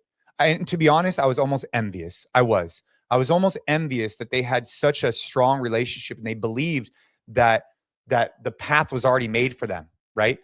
And but I didn't get it. Fast forward all these years, and now I've became more open-minded in my 40s to understanding that there is someone that is helping guide this, and you need to just develop a relationship with them. And I could care less what people say about it because that's my truth. Does that tie back to what we were talking about in the very beginning of the show about having a plan? Like does that tie back to that? Things can, what was the line you said? Things can, just because things aren't going to plan, they can be all right. They don't Yeah. have to be bad. Yeah, and dude, the thing is like when your lived experience evolves, right? And you really look back on certain things, it does hindsight and perspective do a lot. Like, dude, my family, I mean, look, when COVID hit, we shut down like 30 gyms at a time. Our That's business went from crazy. our business went from being highly successful to tanked overnight from a situation that I would have never been able to whatever. And if you look back on that time, there was a lot of blessings involved with it, but it took hindsight. It takes perspective. Like I was able to really become a better father and husband. I think I was able to be more intentional at home. I was able to, there was so many benefits that came from it. You just didn't recognize it in the moment. Yeah. Or Ava getting leukemia. Again, I don't wish that on anybody ever. And I don't wish it on her. I don't wish it on anybody. And there were things that came from that have shaped mine and my wife's relationship in our life ever since that I am grateful for, right? Does that mean that it was a good thing? No, of course not. But it helped us get closer. And if it didn't happen, who knows what that would have happened, Yeah, you didn't let it go to waste. And in that regard, specifically on the Ava one, did it help you realize like all the shit that's really not important, and so get that out of the way between you and your wife? Like, hey, all of a sudden it doesn't matter if you brought the barbecue chicken home instead of the lemon flavored chicken from Whole Foods that day. Yeah, I think what it did is, you spend so much time in the hospital. I mean, months and months, and you see some really, really sick people that it just puts life in perspective. Like, dude, if what you're going through, there's someone that's going through something 10 times as much. And here's something I'll let you kind of sit on. It's not a real problem. And this is okay. This comes with nuance and context. But think about this. Which the internet has none of, but go on. Right? It's not really a problem if it's a money problem. So if you really reflect on that, and there's nuance to this, right? But when you get put in certain situations, when it comes to your health, when it comes to your safety, when it comes to certain things, you would give your last penny, you would give everything in your soul to save your sick kid. There is not a thing in the world that would get in your way, right? Yeah, you're ready to mortgage the house, sell whatever. Like, I don't give a fuck. Do it. And as life goes on, right, many of the struggles we all face have to do with money, and everybody has them in different relationships and in different things. And there's nuances, but if when you're going through a difficult situation, you start asking yourself, hey, is it a money problem or is it a real problem, right? You can really start thinking about that through a different lens. And I've watched kids be so sick that it changed my perspective ever since. That's really good. Like when you like, anyways, I don't want to get all. No, go ahead.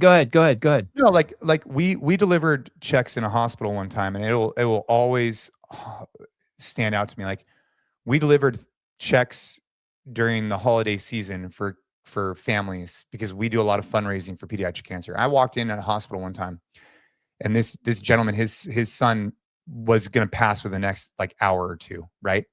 And I couldn't even go in the room, right? Like, what are you going to say? Like, you're going to give him a check for $1,000? Like, what? And our heart was in the right place, right? But our actions couldn't do anything. And it just, that moment really, really changed the way I look at problems because, you know, if it's, you're stressed out because you didn't do this, compared to that, you would give anything in the world not to be in that situation. You know what I mean? Yeah, there's this saying, I'm gonna probably screw it up, but, if you have 1,000 problems, it'll just turn into one when you have health issues. Yeah. And you could take that in all different ways, right? Like take care of yourself now. Be physically fit, be active, so you can go and not be a liability in the future to your family, be an asset. Or you can go as extreme as what we're talking about right now. So yeah, man. I mean, a lot of lessons learned over the years. I'm still developing a relationship and building that with God, and I don't expect anyone to understand it, and nor do I really care. Like they could do whatever they want to do. But what I will tell you is that it's helping me, and I feel good about it, and I feel like I'm on a really good path, and I'm going to continue it. Yeah, do you have a practice that where you tend to that relationship? Like the same way, like if you have a dog, you feed the dog, you play with the dog. Do you have a way you tend to that relationship? Yeah, the most valuable thing that I've done in the last years is for 1 year straight, every single day, I did 45 burpees, I drank a cup of coffee, and I read the Bible. I got through the Bible cover to cover twice. Um, and then what I've been doing lately is praying out loud. And that's been really, really beneficial in my life. And I would encourage anybody to at least think about it. First thing you do, you wake up in the morning, you walk outside barefoot, and you express gratitude and pray. And I'm telling you, it'll transform your day. And you don't even have to pray. Pray to whoever you want, however you want. You can do anything you want. I'm not Yeah. here, whatever. But I'm telling you, you take 5 minutes outside to do that, and it will ground you for the rest of the day. Yeah, is when you say pray, that's such a broad term. Of Like, course. would you go out there and just be like, "Oh my, thank you God, this coffee's amazing this morning. Thank you for the birds in my yard." Is it gratefulness, or Yeah. is it like, "Hey, I have some questions.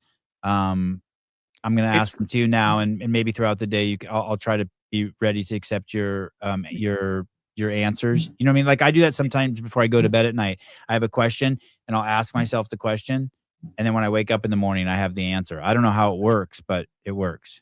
Yeah, I mean, I think it's whatever you want it to be, right? And dude, I'm not like some biblical expert or whatever. I'm just a guy who's trying to, you know, learn and grow. And so every morning, if that's on your mind, like for example, if what's on my mind in 10 minutes, I host a weekly virtual Train Hard Men's Club call. If what's on my mind is, hey, please allow my words, please allow me to portray what I actually feel. Like, please allow my words to come out the way that I want them to come out, right? Today. I really hope, if that's on my mind, that's what I'm gonna express. And then other things, right? Hey, but I think that's kind of up to you and what you want to talk about, right? But I think the practice of doing it every day is the secret. It's like fitness. You don't need to do it crazy. You just need to do it and be intentional about it. And 5 minutes a day could really do a lot. Did someone give you that practice, or did you come up with it on your own? Is that like your kind of your own innovation? I mean, I would just say that a while ago, someone's like, hey, the game changer is going to be when you start praying out loud. And I said, okay. And I tried it. And it's been a game changer. And it's like, dude, I mean, I don't know, man. I hope that your audience, especially as you evolved and everybody else, they just realize, man, like it's okay to try things and it's okay to see what works for you.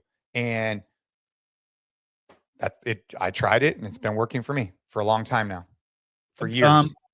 there was there's the phenomenon with social media that we just everyone accepts now. I think this will resonate with you. You probably remember when people first started talking to their cameras. So you would see these posts and people would talk to themselves. Do you know what I mean? Like they're like Like you're a selfie. yeah, like a selfie, but it's a selfie video. And now they're everywhere. Everyone's doing them every single day, right? There's whole YouTube accounts, that do it. And like the show on this channel, Dense Updates, like she just looks into a camera and reports the news for 10 minutes, right? And then edits it. But there's people doing it on social media everywhere. And I remember it was everywhere. And I remember, God, I remember telling myself, I'll never do that. I'll never do that. And then one day I thought, oh, the reason why I'm never going to do that is because I don't want anyone to see. I don't like the way I look on camera and I feel awkward. So then one day I tried it and I was like, holy shit, this is fucking cool. Like you can really express some really intimate, cool feelings, but it was really hard to break through. And now my sister works on this ranch. I'm like, dude, you should start an Instagram account. People like don't. She has like a baby zebra in her kitchen. She's cooking eggs, and it's in her kitchen. I'm like, dude, just make a video and be like, this is the zebra that got birthed yesterday. Now it's in my Right. kitchen. It wants to be. I'm like, people will lose their shit. She's like, I'm not gonna talk to my camera. When you say this thing about praying out loud to God, how much? I mean, it makes me realize how ridiculous it is. If you're talking to your camera on Instagram, you should have fucking no problem going in your backyard barefoot for 5 minutes and talking to fucking God. Like you I mean, fucking jack. You know what I mean? But I get it resonates with me, the awkwardness of it. Um it's really awkward for me, and I have not been able to break through, is trying to incorporate that more in the household. That's been hard for me, and I'm yet to break through to that, and that's a what goal does of that mine. mean? Like do a prayer at dinner or what do you Yeah. mean? Yeah. Yeah. Yeah, I haven't been able to do that yet. It's some block that I have, and I'm working on it, because I believe that if it's impacted my life in a really positive way, I think having the children have a framework of gratitude, especially like what I've started to do, but it's been kind of soft, has just been at the end of the day when we're having dinner together as a family, just be like, hey, like I'm going to share with you guys something I'm really grateful for today, like something meaningful, and then hope that they start to engage them. And so far it's been fine, right? But that's something that's on my mind, is like, dude, look, if you could live a lifestyle where you could start having more gratitude and less bullshit and better perspective and less of the opposite, I mean, you're going to hopefully be happier, more fulfilled, and people will pick up on that. And then your energy will come off in a more positive way. And I think you're going to attract more positivity in your life. It's just the way it goes. Like, again, I got a call with a bunch of guys in 9 minutes. We have a live Zoom call every week for free at 9 a.m. And the spirit of it is just come as you are and leave a little bit better. And that's the same thing with the men's club that we host every weekend. And that's what we're doing.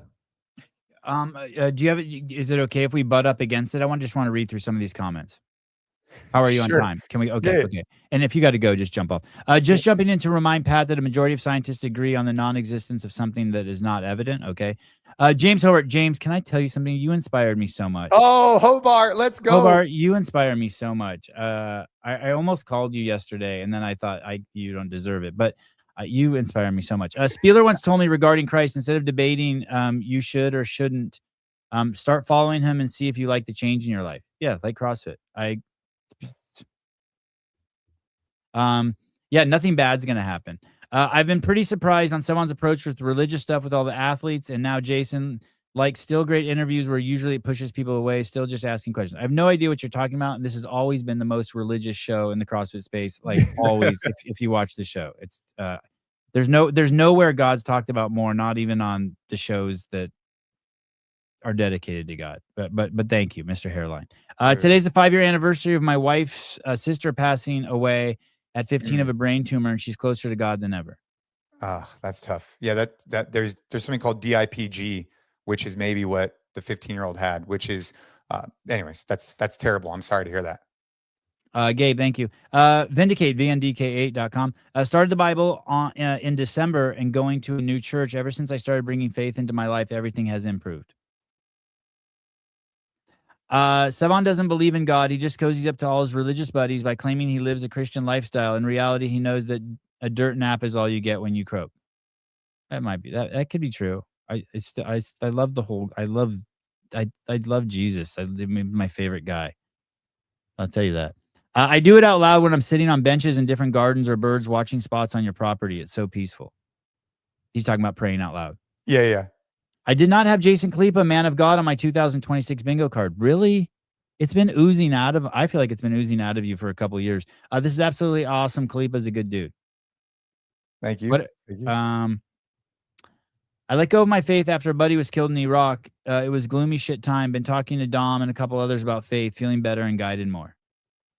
Yeah, what's interesting about that, at the men's club, we don't have a religious orientation, right? We're just a group of guys who come in for a workout. That's it. And we allow guys just to have conversations after. And if it gravitates toward faith, great. If it's about money or whatever, that's the gold in the Train Hard Men's Club. There is no agenda. It's just whatever people need. Like even this conversation, Savan, we didn't come in with any agenda about anything. No. Matter of fact, I always plan for podcasts.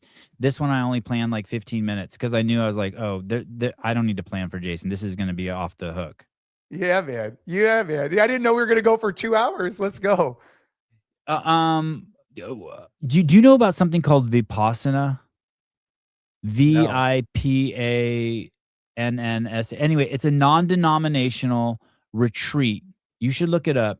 It's 10 days, no eye contact, no talking. It's non-denominational. They don't accept any money. You don't pay to go. You just sign up and then they host you for 10 days and they basically just make sure you're safe for 10 days while you sit. But anyway, there might be some things in that organization that how they run it that resonate with your organization.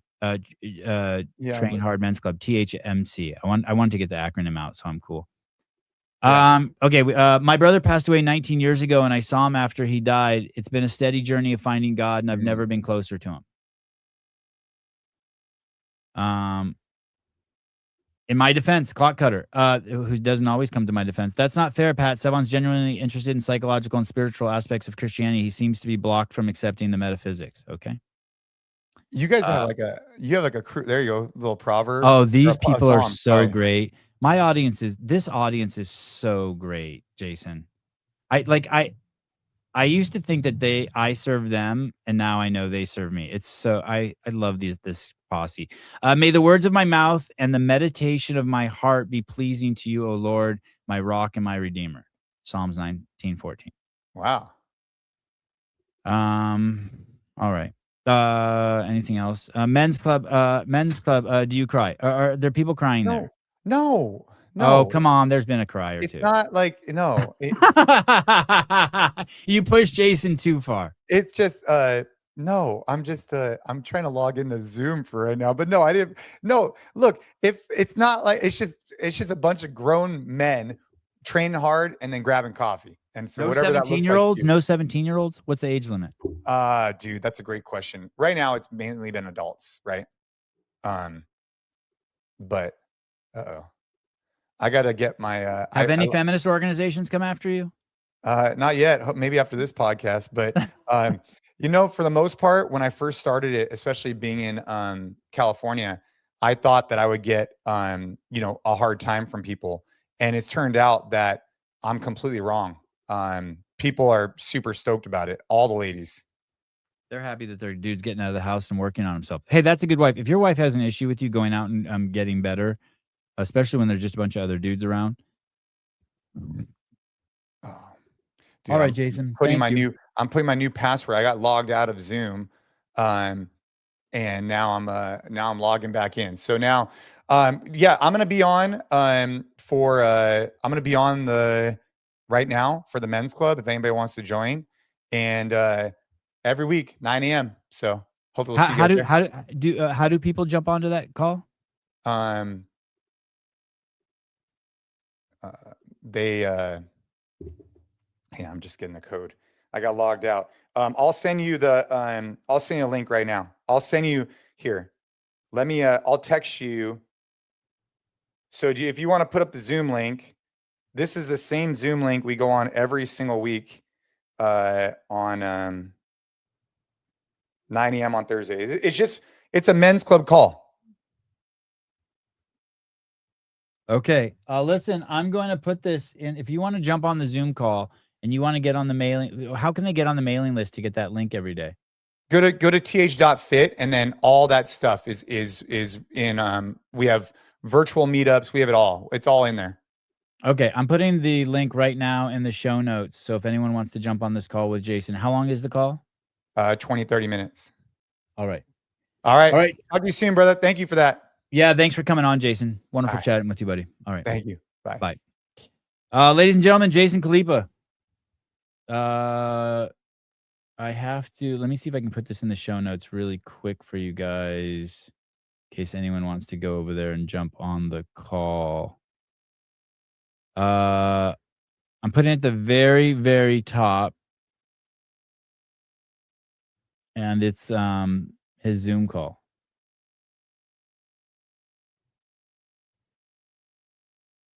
Jason's aging like fine wine, huh? Better looking, cooler, smarter, more articulate. He just like every time he comes on, it's like a better version of himself. It's not like he's reinventing himself, but it's like just like wow. That's pretty impressive. Oh, Sevon, Jason needs a Jesus shirt. Get me his info. Okay, I will. Will you send me a text reminding me, and then when I'm off the show, all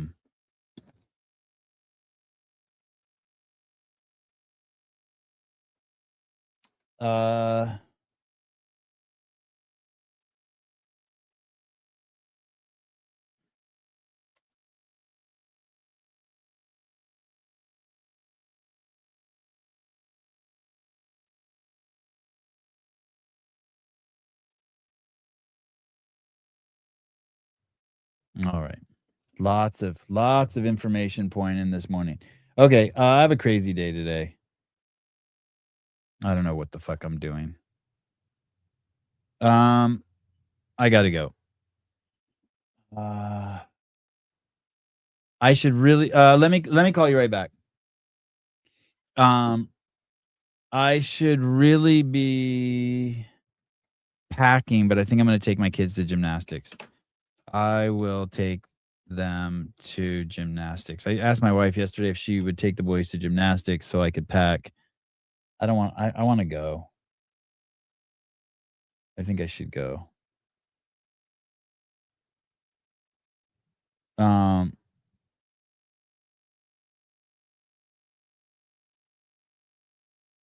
Oh shit, I get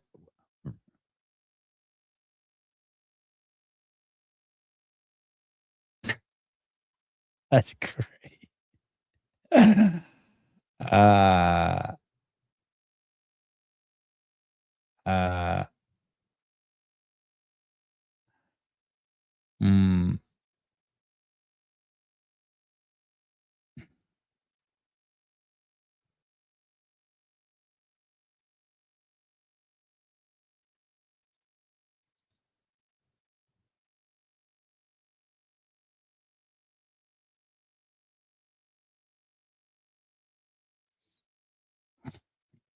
all right.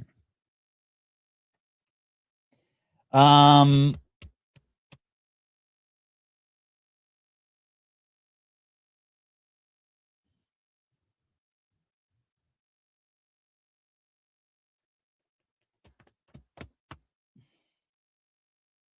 I don't know. Do I look like I'm frozen to you guys since I'm just sitting here? My wife's so good. She's like, "No, no, I'll do it. I'll do it." That's the biggest problem in my house. My wife and I fighting over who's going to do the shit with the kids. Mr. Walters, are you in Santa Cruz on Monday or Tuesday? What are the two restaurants, Silver Spur and the one that starts with a C, Cilantros? Yeah. Cilantros is a little off the beaten path. Definitely Silver Spur. You should go to the one in Santa Cruz. There's one in Watsonville too. I will not be, but I'll be very close to you, Ken. Monday and Tuesday are going to be probably kind of crazy for me. I think Tuesday is registration. I don't know that. I haven't seen a schedule or anything. Just stay in touch. Just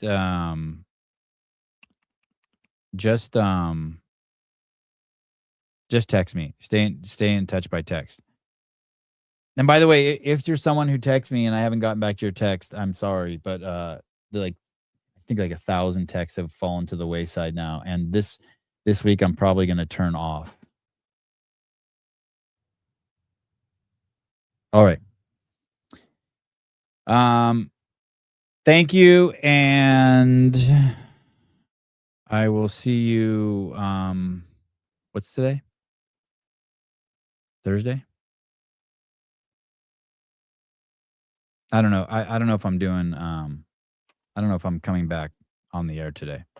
All right. Thanks again to Jason Khalipa. Make sure you head on over to Train Hard Men's Club.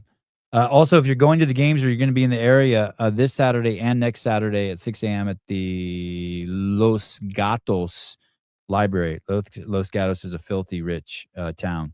Which of their libraries super nice. I'm actually surprised they allow Jason to do the workouts there. Head on over, meet Jason. He's a great guy. Don't want to leave you guys, but it's time. Talk to you later. Bye-bye.